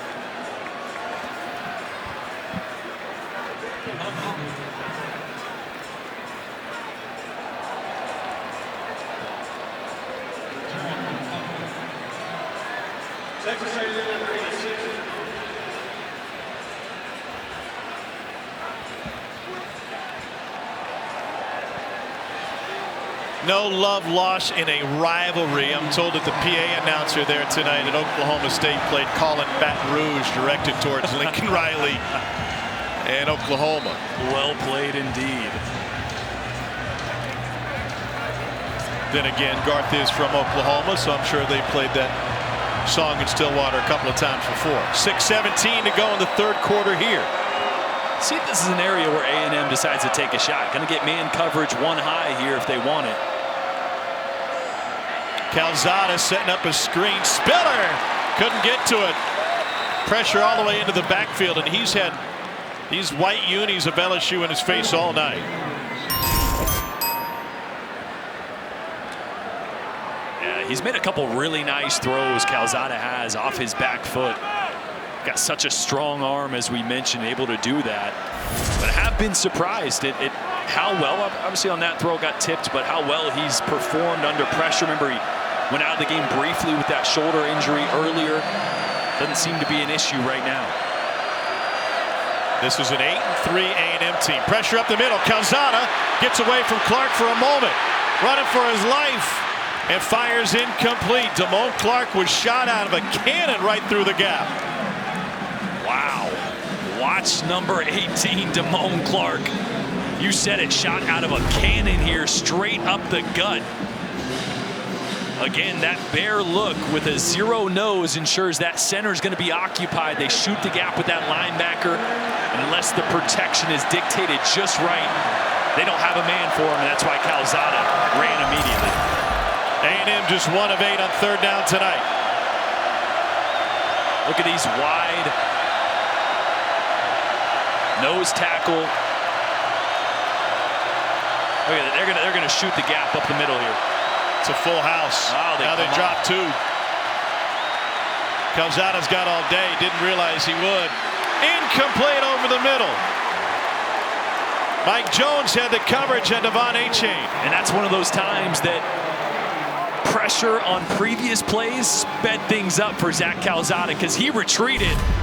He retreated so far. Watch how deep he gets, because he thinks he's going to get mugged. Linebackers, look at it. I mean, there's no reason to continue running backwards. You have a clean pocket, only 4 rushers, but the pressure on earlier downs really sped things up for Calzada there, and he was seeing ghosts. He ended up on Royal Street. A&M to punt it away.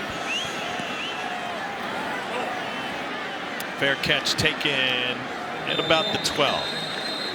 Tomorrow on Sunday, NFL Countdown, Patriots rookie QB Mac Jones sits down to share his journey to the NFL. Plus, Sam and the guys rank the top plays of the week. Kick off your Sunday with Countdown at 10 a.m. Eastern on ESPN. Then our Week 12 Monday Night Football matchup.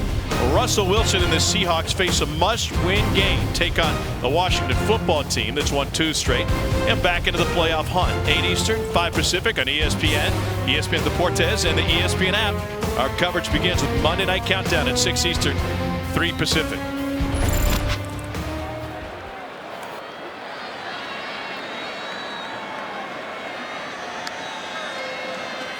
LSU runs it on first down with Ty Davis-Price, who's able to get only 2. Price had no such issues against Florida when he set an LSU school record for rushing yards. 287 yards, 3 touchdowns. They kept it simple. They kept running the same concept time and time again. They mauled them. And that was one of those games where the offensive line had a day. I mean, there was so much movement at the point of attack. Tonight, A&M doing a good job holding up. Here's Trey Bradford, second carry tonight for Bradford, who hadn't played all season. And Hansford brought him down. Bradford's dynamic, though. He's got some juice.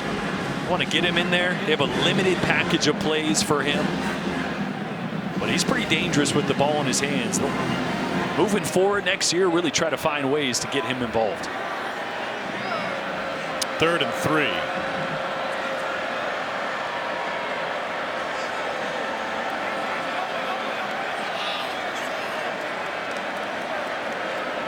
Sometimes they like this quick throw here to Besh in the slot.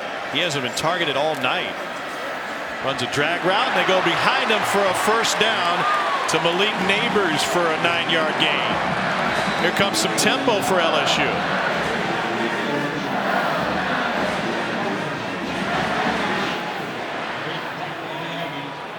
or so we thought. And a check to the sideline for Max Johnson. Have the illusion of tempo there. Doesn't allow A&M to sub if they wanted to. They'll run it on first down. Huge hole. Tight Amos Price. High steps his way through. Past midfield and into A&M territory. Hansford finally got him after a 29-yard gain for the Baton Rouge native. Watch the block by Ed Ingram. Number 70 climbing to the second level, getting on Aaron Hansford, the linebacker, and took him about 5 yards back before Hansford was able to rally for the tackle there. And talking to Jake Peets, Ed Ingram is playing the best football of his life. He's their best up front right now. Third year as a starter on this LSU offensive line.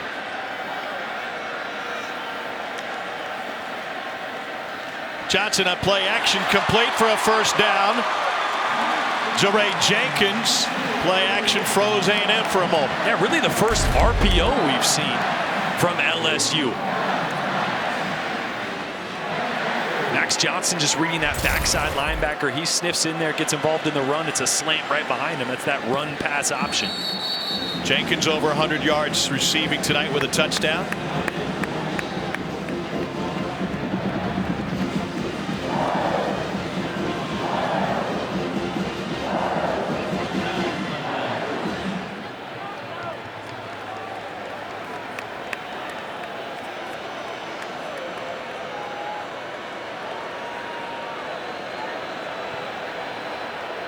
Seventh play of the drive.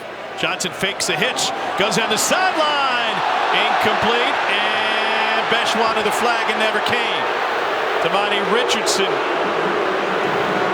had him covered up. First target to Besh tonight. And that's the matchup they want. Jack Besh, he's listed as a tight end, but he's not. He's pretty much a wide receiver. He's athletic enough, and look at that.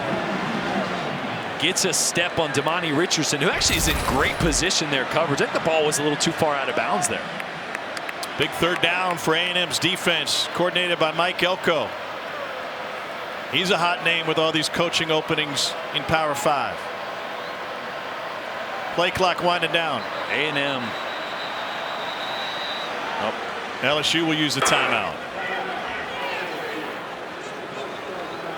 So it's 3rd and 9 now for LSU. We met with Max Johnson early in the season after the season opening win to LSU, and he kind of almost looked like a guy who was seeing things for the first time, right?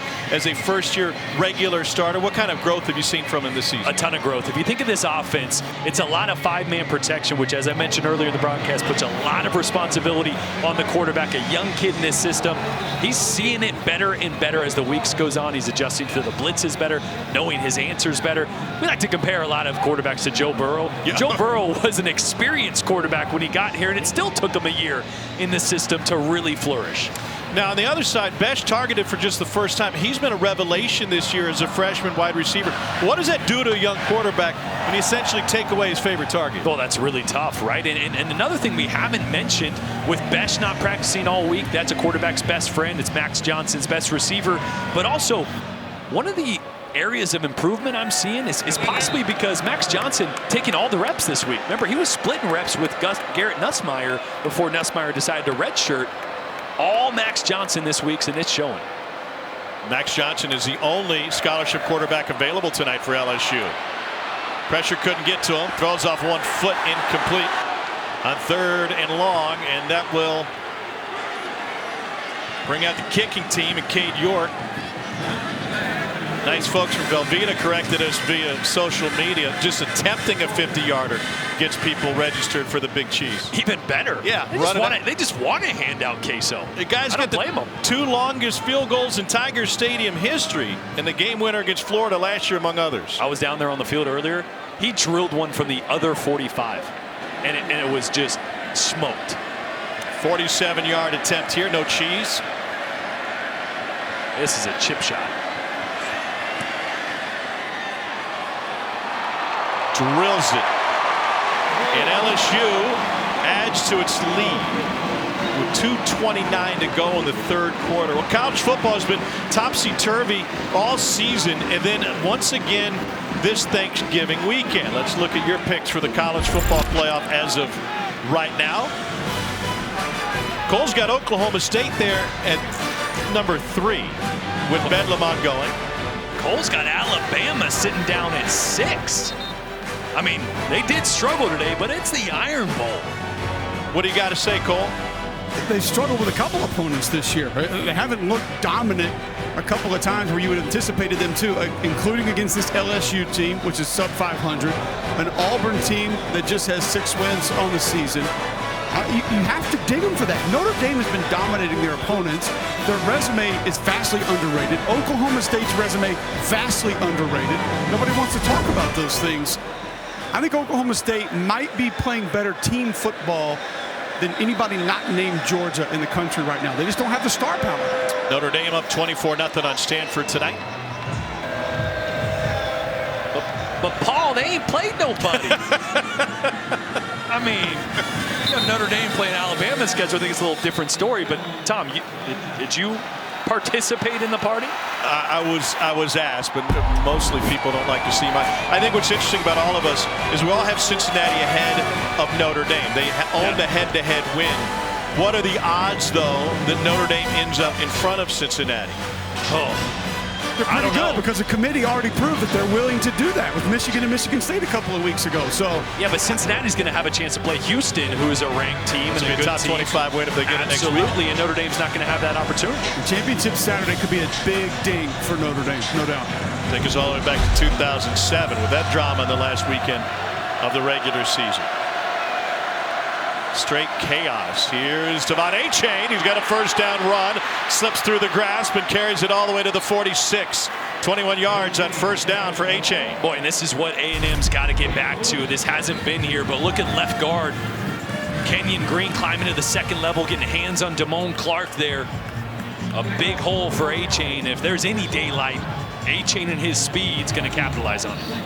28th consecutive start for Kenyon Green, Jr. from Humble, Texas tonight.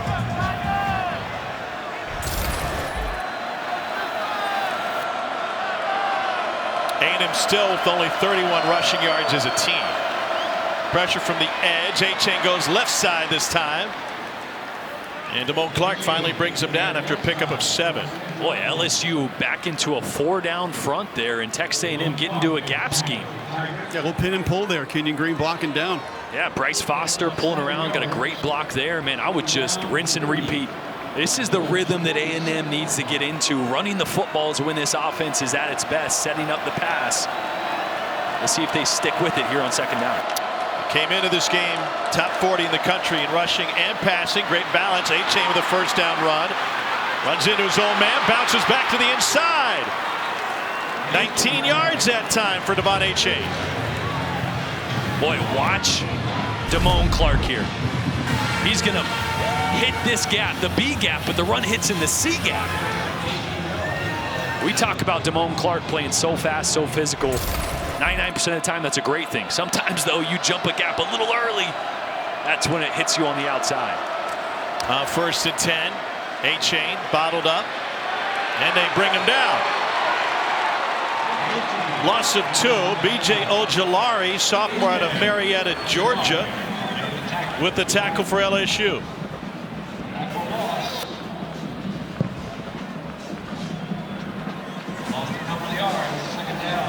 Ojolari wasted no time making an impact here. Had an LSU freshman record 3 sacks against South Carolina last season.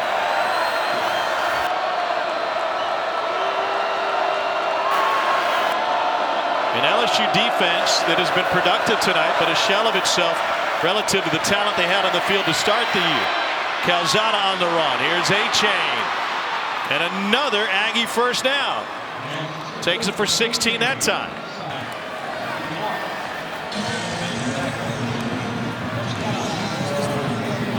Devon A-Chain has 60 yards on this Texas A&M drive with the Aggies down 10 and Ogeron on one side, Jimbo Fisher on the other, and a coaching opening coming at LSU.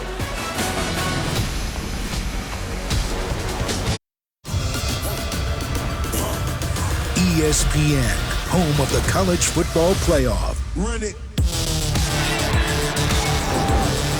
Calling Baton Rouge in the background at Death Valley. This is the SEC on ESPN. Hello, Samantha dear. Texas A&M knocking on the door, ball on the 15-yard line. Cole, you said LSU looks tired.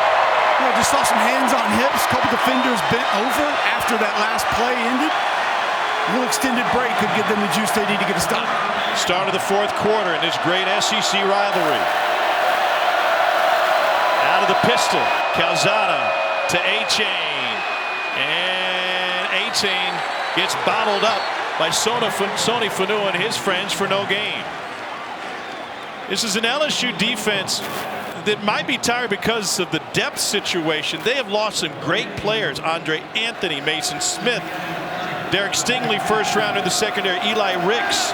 Joe Evans, one of their defensive linemen, left the team when the producers from American Idol said, come out to LA. They've lost guys for all sorts of reasons. I might go do American Idol too. At least you finished your football career. Calzada over the middle.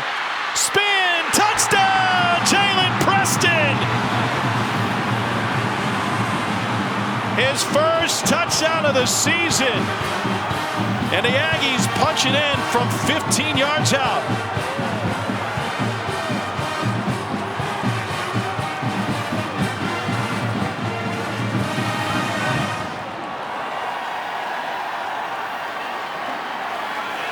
Seth Small for the point after.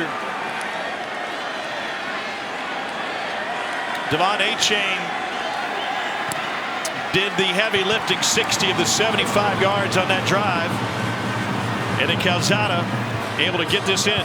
Yeah, watch all the communication issues LSU had right before that ball was snapped. They go in cover zero. Watch this. Watch all the communication here.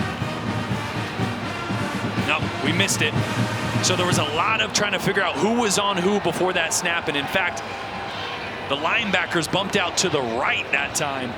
And that's right where A&M attacked them. So you go cover zero, your communication has to be good. And on the inside, you have to play hard inside leverage. If you're on that slot receiver as a DB, you got to be a yard or 2 yards inside. You're okay if he gets vertical or goes outside, right? Don't give him the short, easy throw to walk in the end zone. Great effort by Preston, the junior from Manville, to get in there.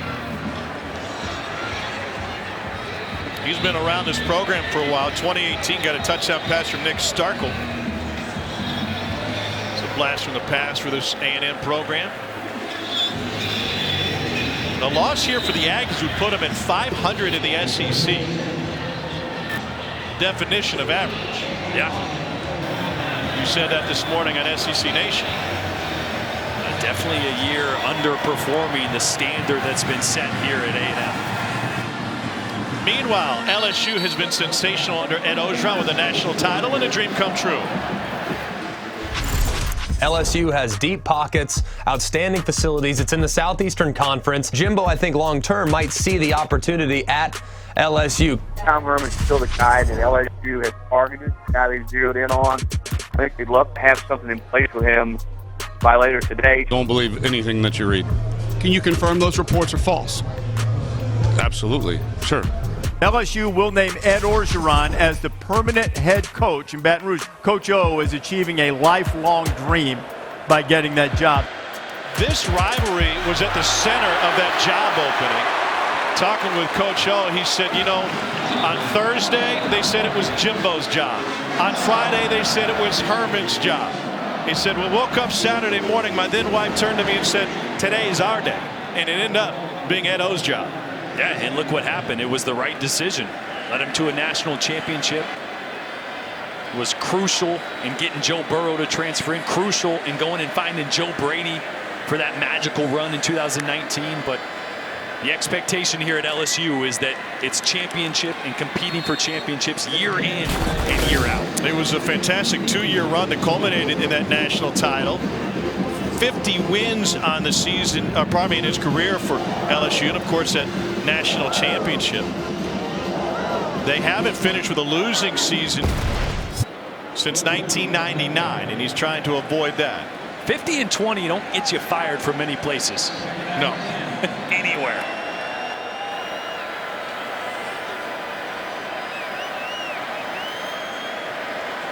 Only the 4th head coach to win 50 games at LSU. How about that? Last coach that finished with a losing season was Jerry DiNardo. Ed O is from down in LaRose, Louisiana. It was always his dream to call this stadium home, and he talked to his dad about other kids going to LSU football games. Why wasn't he going? I'll never forget the day, man. I said, Dad, I said, all the kids, not all the kids, most of the kids said they go to LSU game on Monday, on Saturday. Why we don't go? He said, boy, that's the rich kids. We can't afford that. And my daddy said that. I said, okay. He said, but let me tell you something.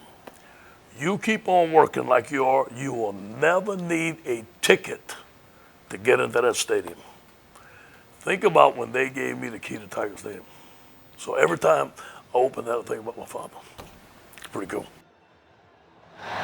Ed Orgeron has a lot of things as a head coach. Perhaps his best quality is as a motivator. Every Friday at 3 o'clock for home games, they have a team meeting that is essentially a pep talk. One team, one heartbeat. Someone selected to bang the big drum. Max Johnson goes down and bang that drum with Michael Clemens. 2nd sack of the game.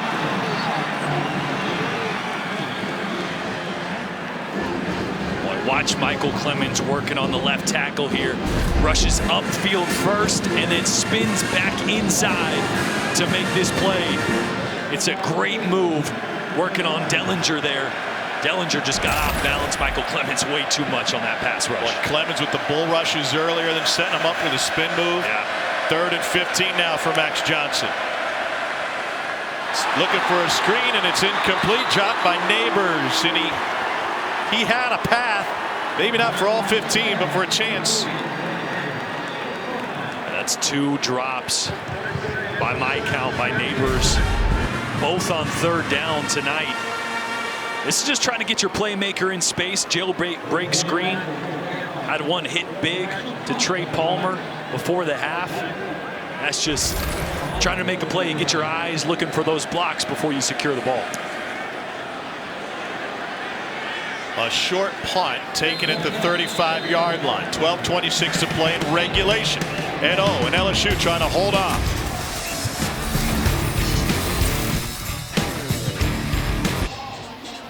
Tomorrow we'll have the ESPN Events Invitational Consolation game between 4th-ranked Kansas and Rick Pitino's Iona squad. Owns a top 10 win against Alabama.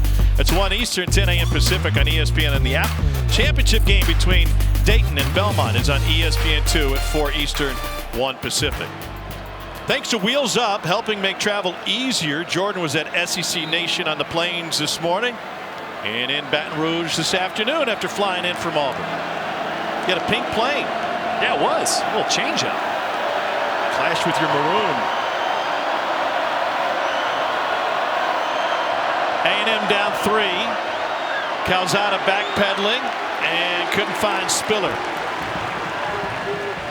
They ask a lot of guys like Micah Baskerville. When we talk zero pressure, I think people think they're just setting the house, but a lot of times they're zone blitzing. They're asking Baskerville to drop, and there's a lot of responsibility on his plate. Yeah, both the linebackers. I mean, you kind of have an option. You're either blitzing unless the line slides to you, then you're a dropper, but you could be blitzing. You also got to pick up the back out of the backfield. So it's not just pin your ears back and go. It's pin your ears back and go, but you better have your head on a swivel because your responsibility could change in a split second. Baskerville and Clark, 2 of the most productive linebacking in tandem in LSU history. Calzada hit from behind, drop.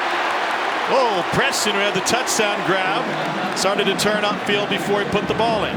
Boy, this is where you're seeing how thin A&M is at wide receiver. The second drop we've seen by Preston. They used to have Demas and Lane or Chapman for most of the season. Those are guys that are trustworthy. Calzada's working with a group of guys that he knows, but not quite as well as some of the ones he's missing tonight. Only 1 third down conversion tonight for the Aggies. Cover 0. Here they come up the A-gap. Calzada, back foot heaves, flag on the play, and it falls incomplete.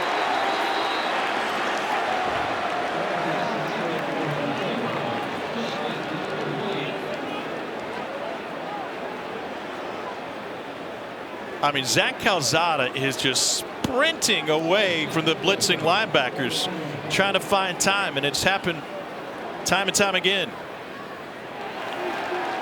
They'll decline it. Personal foul, chop block, offense. The penalty is declined. Result of play is 4th down.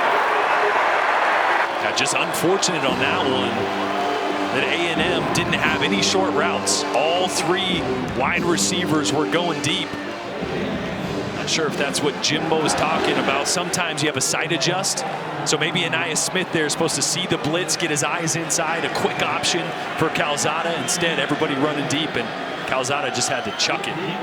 Constantinu will punt it away to Trey Palmer. Another 3 and out for A&M. LSU's a program looking for redemption. A lot of the focus has been on Ed Orgeron and how they're going to finish the season, trying to finish the season with a 500 record. But Jordan, not enough people are talking about this season for Texas A&M. Jimbo Fisher was brought in at great expense to lead A&M to a championship. They're a long ways away from that right now. Yeah, Kevin Sumlin got let go after a number of 8-win seasons. So this is not the standard that Texas A&M wants, right? They invest a ton of money into Jimbo Fisher, into their facilities. They expect to be a top-tier team. And yes, they knocked off Alabama, but slipping up at times throughout the year is not exactly what Jimbo Fisher expects from his team. Thought they took a step forward last year with Kellen Mond, 5th in the CFP rankings. Johnson scrambles for a near first down, 9-yard gain. They lose the quarterback. Haynes King injured earlier this season. He came out during warm-ups tonight, probably, by the way, to try and get something going.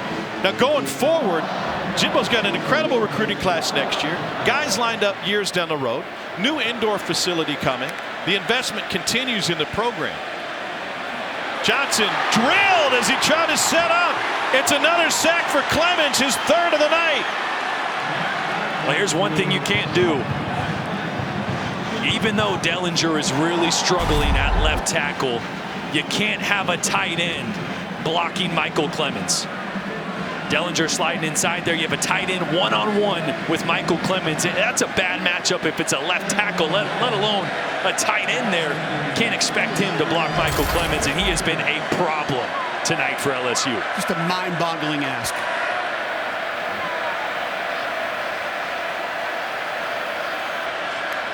Now 3rd and 8. Johnson taken down from behind. Back-to-back sacks for A&M. Damani Richardson came in nearly untouched. It's a couple times that Max Johnson has just been unaware of where his hot route is and where the problems are. You're going to see Damani Richardson come off this side. Watch Besh right here. Besh goes to block, but then he's not supposed to. He's releasing. That's either a complete blow, complete mess up, mental error by Jack Besh, or Max Johnson's got to know I'm hot to that side. My answer is the quick throw to the tight end. The hots have been an issue all season for Max Johnson. Mohammed trying to find some space, weaves through traffic and takes it into LSU territory.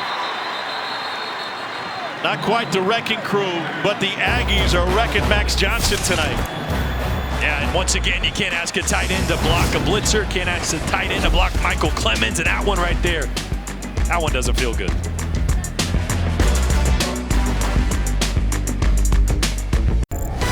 ESPN College Football Primetime is presented by the Eat Fresh Refresh at Subway and in part by Liberty Mutual Insurance. Only pay for what you need. 2 of the 5 active coaches with a national title in action in this game. Jimbo won at Florida State 2013. Ed Orgeron, CFP National Championship, undefeated season with LSU in 2019.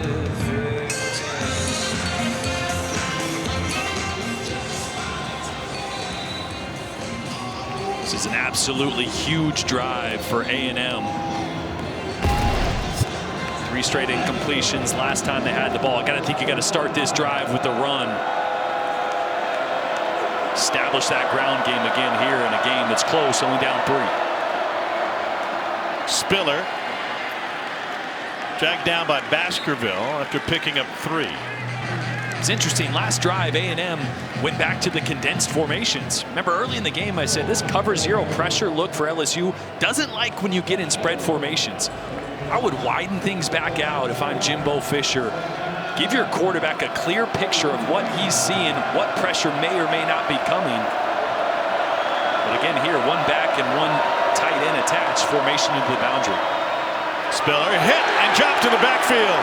Baskerville, senior out of Shreveport, comes up for the stop. He is all over the place tonight. And just shoots a gap backside. Again, you have Jalen Weidemeyer on that side attached, which allows the linebackers to have eyes inside and read and react to these run plays a lot quicker, as opposed to a formation like you see right now. 4 wide receivers. These linebackers are stressed more. Again, cover 0 here. No safety help. Bringing as many as they can. And it's fit in on the outside to Preston. Caught for a first down. Boy, what a catch. And Preston has had a couple drops, had a drop last drive. But again, quick options versus the cover 0, right? Last time we saw Calzada, no quick options, no quick places to go with the football against the blitz that time. Nice out throw. That's not an easy throw. But Calzada puts it on the money. 2 tight ends on the right side. Spiller looking for space. Just 2 yards for Isaiah Spiller.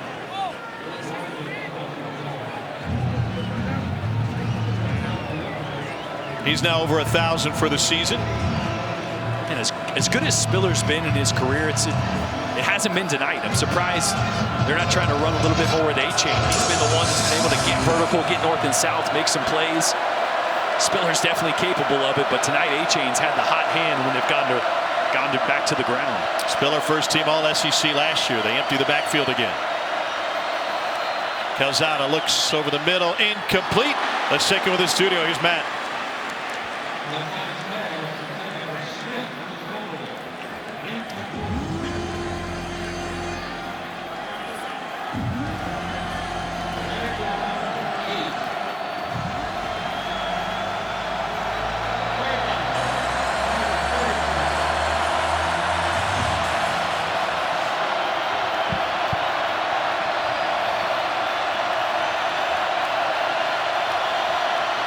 Sooners have won 6 straight in that rivalry. Big 3rd and 8 for A&M.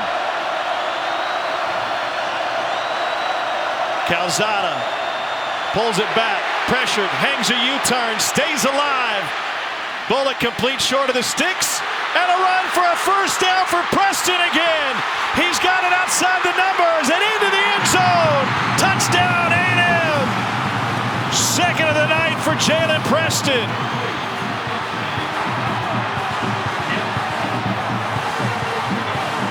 Boy, did Jalen Preston just make up for a couple drops early. A huge catch on an out route against cover 0 earlier than Calzada.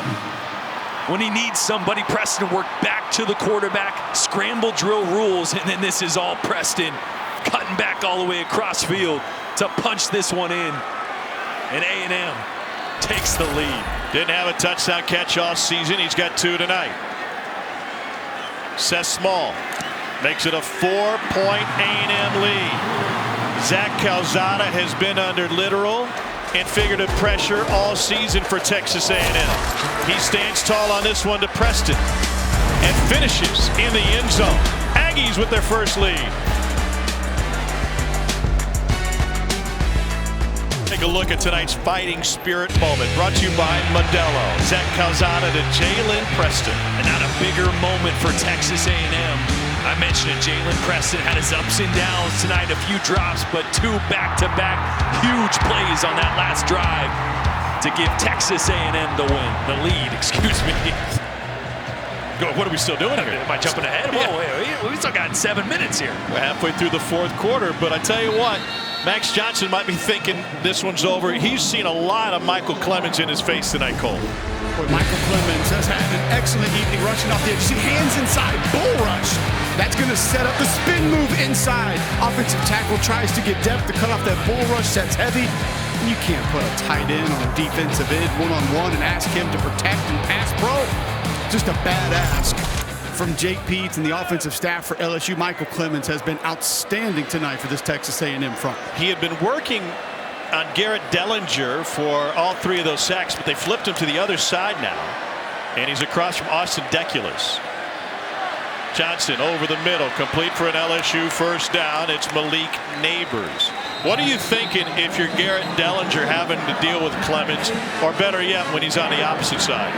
Can I have the tight end, but he'd not block him by himself?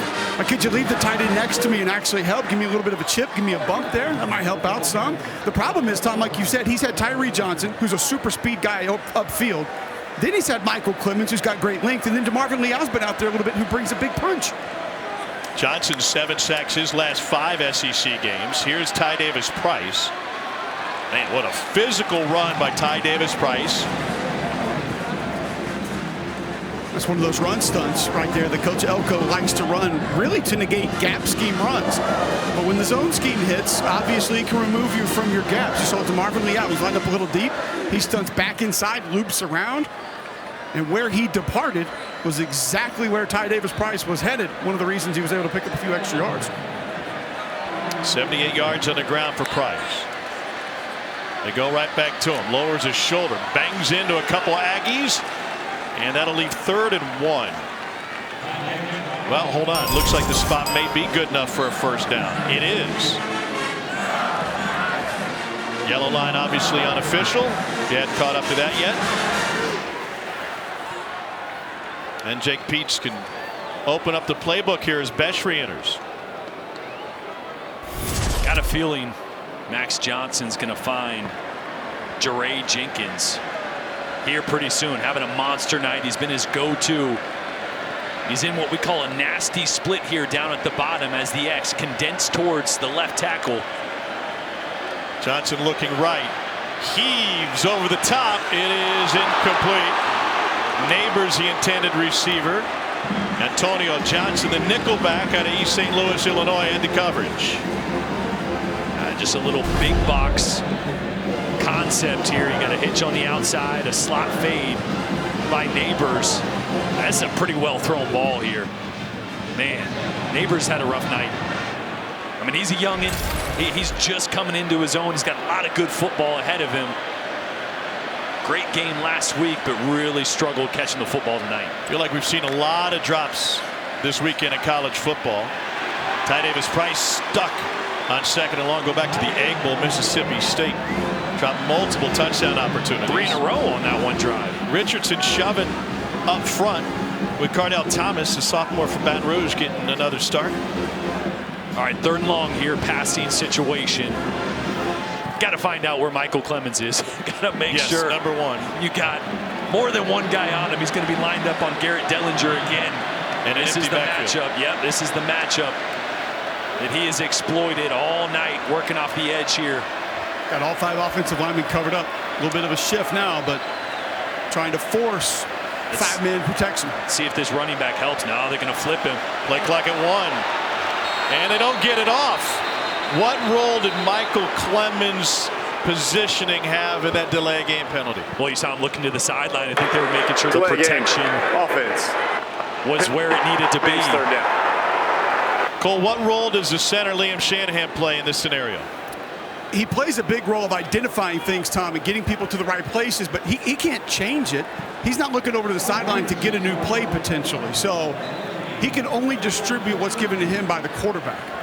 Or when the front changes, obviously you realign things, maybe change your point linebacker, and that can change assignments. Dellinger and Ingram chatting pre-snap, 3rd and 14. Running back's going to work back here and give some help out to the left tackle. Here comes Clemens. Got to him. Johnson escapes once, but not twice. And the Aggies clean it up again. DeMarvin Leal, the beneficiary of Clemens repositioning Johnson. Boy, Josh Williams, the running back, is going to work to the left, but he's going to work inside. He's got to work outside and help out Clemens. He's got to help out Dellinger on the outside there. I mean, you're working to the left, and I'm not sure if he wasn't told on the sideline. Obviously, his responsibility first is linebacker to Sky, but you got to know Michael Clemens has been in the backfield all night. Help your left tackle out there. 5 sacks tonight for the A&M defense. Aggies offense will have the ball when we bring you back to Red Stick.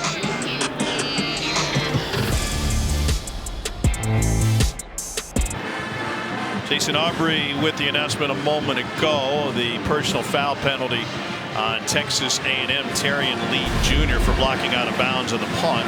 Watch number 23. Yeah, you love the effort here right about the 40-45 yard line right here. But once you hit that white paint, you got to let them go. Taking people out over there. So half the distance to the goal line.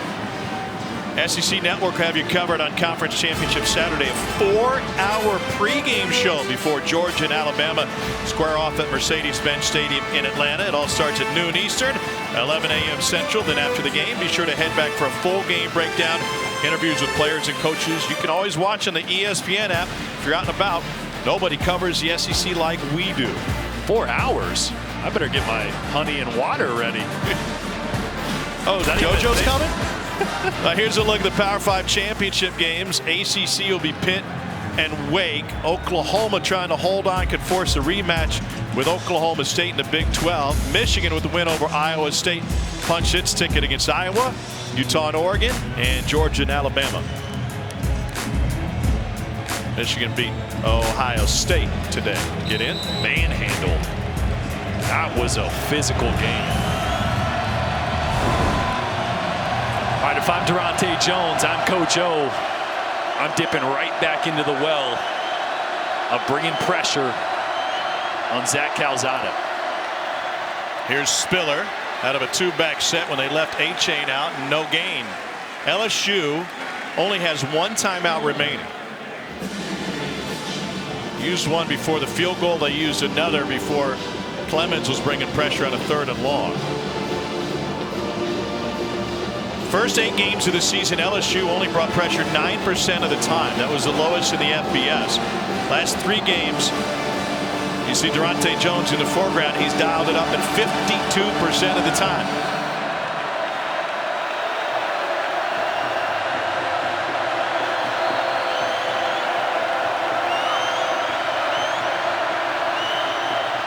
Spiller again. And he steps out of bounds to stop the clock. A gain of 9. That'll set up 3rd and 1. That's a great physical run there by Spiller when A&M needed it. You knew they were going to keep it on the ground to keep that clock rolling. How about Anaya Smith out there? 5'10", 190 pounds. Just battling with Micah Baskerville, 6'2", 235. They gave him a good spot for a first down. Looks like they're going to review it. It's under video review. Timeout. I feel like as he initiated that stiff arm, maybe a foot would have gone out of bounds. That's what it looked like live, but we'll get a couple good looks at it.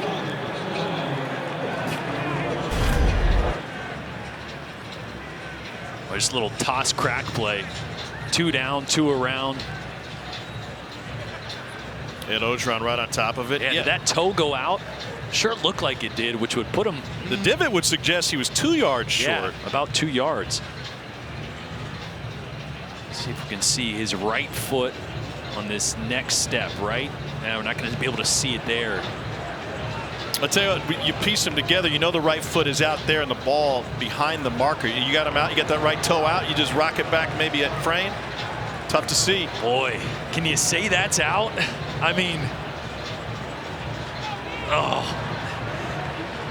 that's the line right there. I mean, you think it is, but we need that HHHD. Yeah, then the secondary question is if it's not that one that's 2 yards short, where was the ball when the left foot came down? Because it definitely did. Because the second step was out of bounds. After video review, the runner stepped out of bounds at the 17-yard line where it'll be 3rd down. Set the game clock to 3 minutes, 25 seconds. The clock will start on the ready for play signal.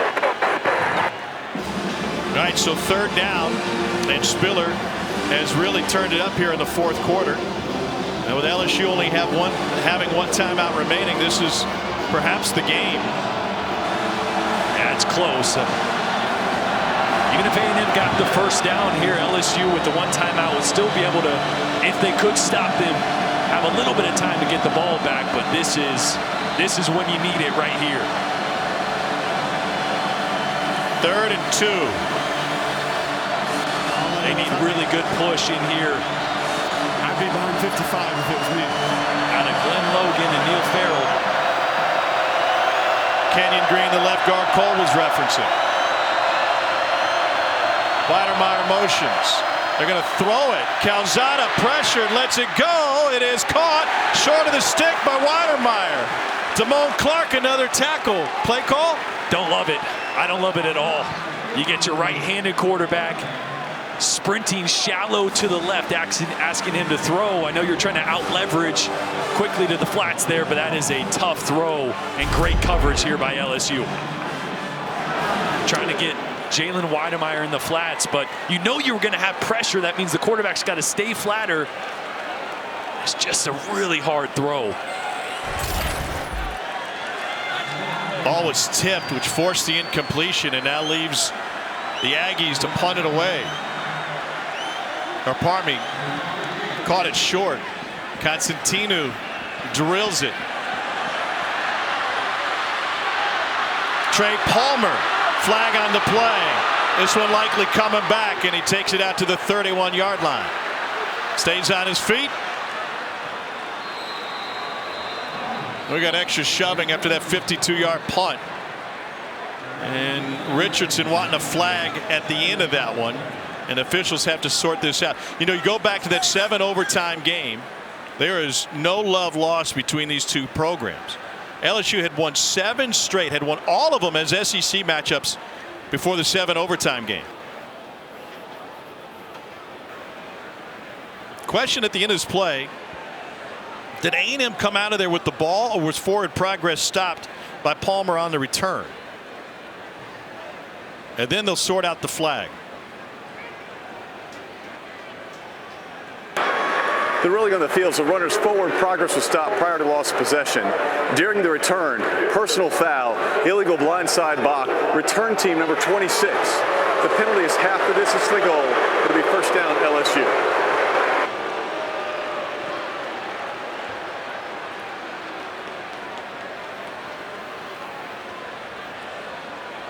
This is one of those blocks that 5-10 years ago even this is applauded.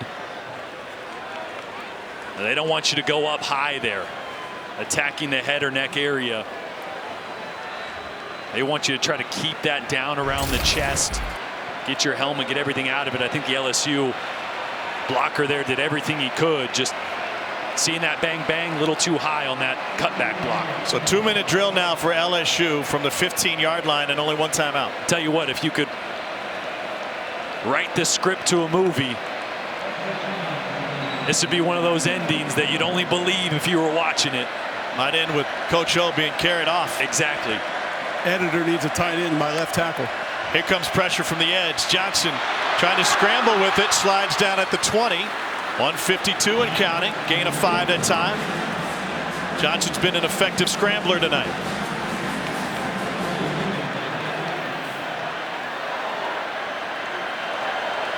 Second of 5.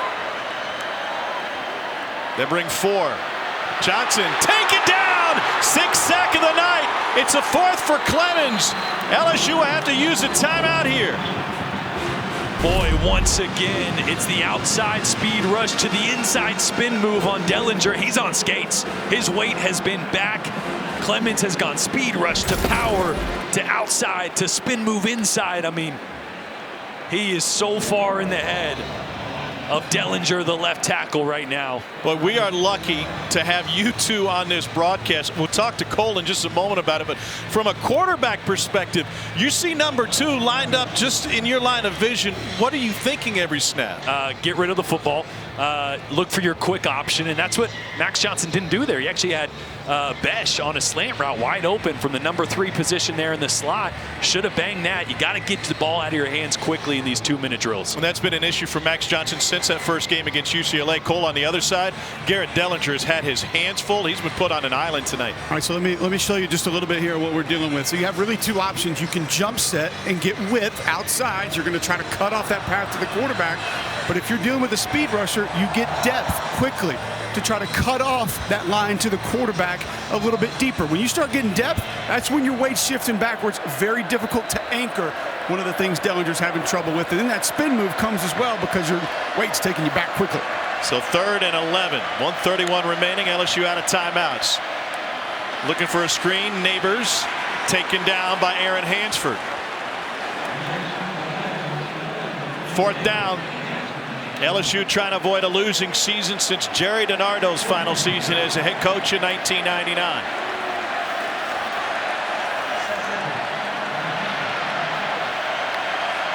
Johnson on 4th. Stands tall, delivers a strike to Besh. First catch of the night, trying to get out of bounds. He won't, but the clock will stop for a moment to move the chain.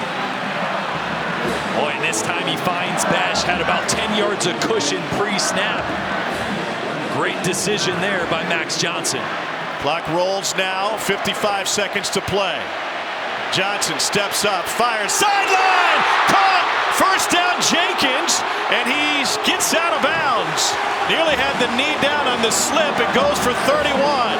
48 seconds left. A little blown coverage on the backside there. The corner sitting in cover 2, thinking he's got help over the top, and the safety just never got there. And a strike by Johnson. LSU with time to set up this offense. Will shift the formation. Johnson out route, caught, first down. Malik Neighbors, Max Johnson spreading the love. That goes for 11.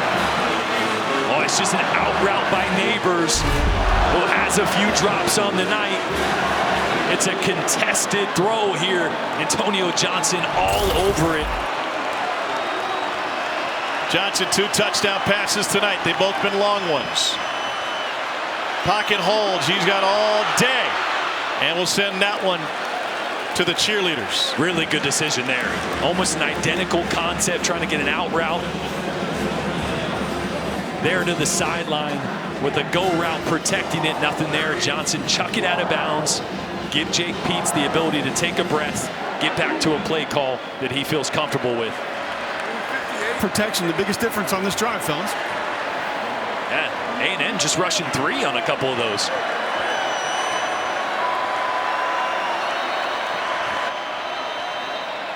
A&M will use a timeout.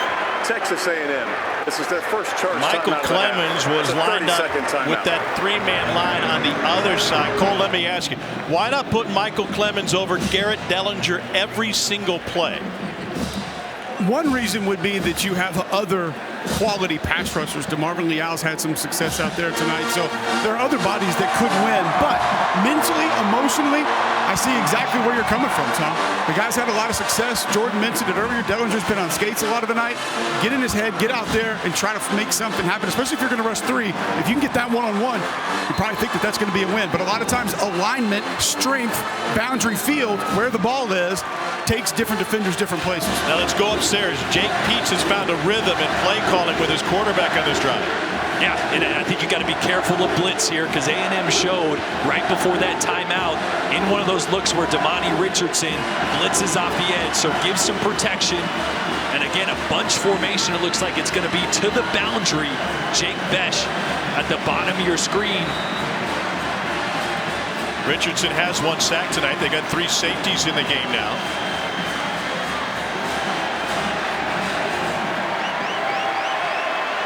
.31 seconds remaining. Johnson. Again, the pocket holds. Out of the backfield. Incomplete. Trying to get it to Josh Williams.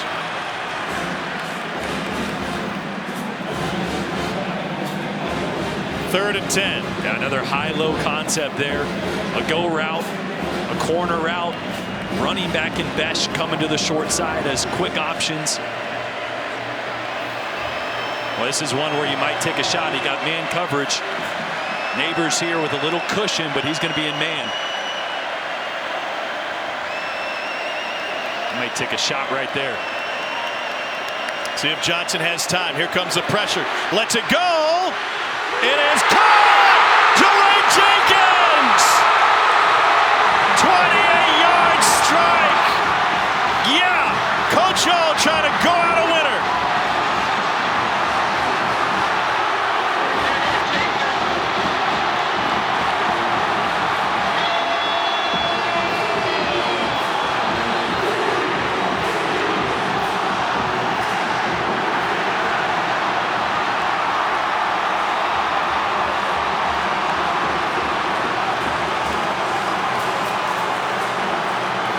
got the man coverage. They took a shot, and Johnson puts it on the money to Jeray Jenkins.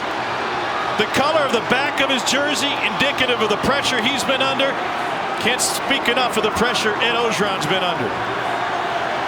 Boy, nobody wants to send Coach O out on a higher note than everybody wearing white down there on the sideline. Cade York makes it a 3-point lead with 20 seconds remaining. Aggies still have 2 timeouts left. And an absolute dagger of a throw by Max Johnson. You mentioned it. Would he have enough time to take a shot? Well, he took a shot, and he delivered an absolute dime. Watch the pressure that Johnson's under here. He knows he's going to get hit, puts just enough air under that. Now, we'll say Jeray Jenkins got away with a little bit of hand fighting there on Jalen Jones. Boy, extends his hand a little bit, creates a separation, but the ball is right on the money to Jenkins, who's having a monster night. Coach O and LSU have the lead on that 85-yard drive. Max Johnson went 5 for 7 through the air for 80 of the yards. Jimbo can feel it. He's only got 20 seconds left with an A&M team down a field goal. What a night for Jeray Jenkins. 141 yards through the air. The strong arm Calzada will have his shot.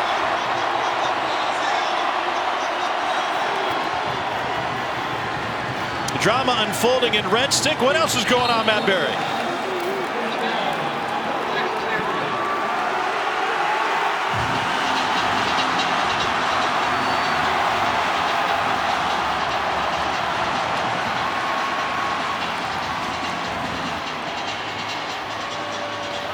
All right, Matt, thanks. Well, if history is any indication, we might be here a while. A&M's got a couple timeouts. 20 seconds. Got to get into field goal range. A depleted wide receiver core for Texas A&M, but Anais Smith, number 0 in the slot, has been a key weapon for him. Yeah, watch Smith or Weidemeyer attacking the middle of the field there. They're going. Calzada on a drag route is able to go underneath. Whoa! Once again, starting to run without the football. And Moose Muhammad had a first down in his grasp. Yeah, Anais Smith and Weidemeyer on vertical routes to clear it out. And Muhammad, that's exactly where they want it to be. That gets you at about the 45-yard line. You can call a timeout. Man, I think you got to rinse and repeat. A very similar concept here. LSU in the same coverage. LSU rushes 8. Calzada pressured. Goes down! 8 seconds, 7 seconds. Timeout will be taken by A&M. It's Damone Clark coming up big with his 9th tackle of the game.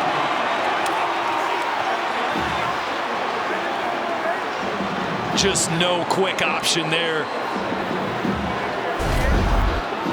You're going to see Clark right there. Reading, as soon as that running back stays in the block, Clark is free to rush the quarterback. And he's not identified in the initial protection there by at least the right side of that offensive line, which is why he's not picked up. And Calzada nowhere to go with the football and not able to get away from number 18.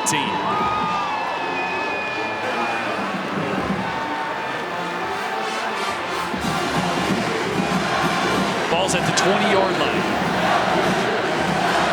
We wait the definition on time remaining with 1 timeout left. Looks like 7 seconds will be the call. So I would think a quick throw here, maybe a slant route, something to try to get 10 or 15 yards, 15, 20 yards maybe. I mean, get as much as you can. Get down if you're the receiver. Call a timeout. You're trying to get close enough to get Calzada an opportunity to throw it into the end zone. 15 sounds like a lot with only 7 seconds. Yeah. Average play is about 6 seconds, so yeah, you might not have that long, but if you can get, man, yeah, Calzada's got a big arm. He can probably throw it 65, but you need at least 15 or so here to be able to chunk one down into the end zone on the last play of the game. 3rd and 15. Calzada pressured again, escapes it. Clock at 2. and he goes down. One timeout left for A&M. LSU rushes the field.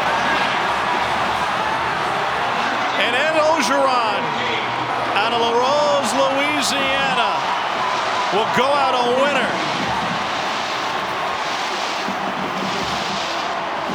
(27-24) the final.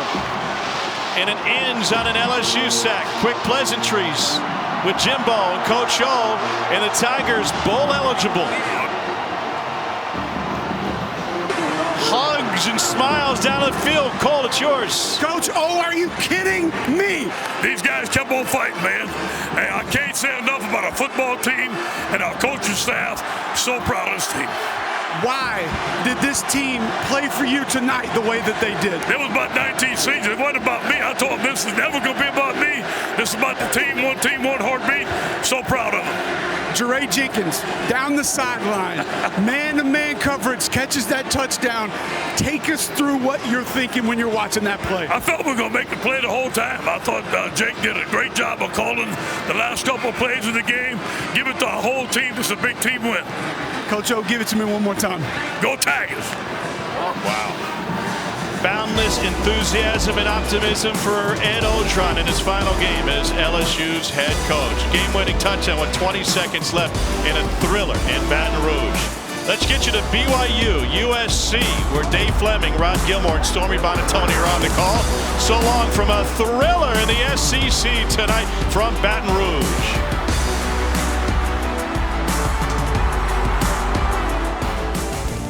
ESPN thanks you for watching this presentation of the Southeastern Conference.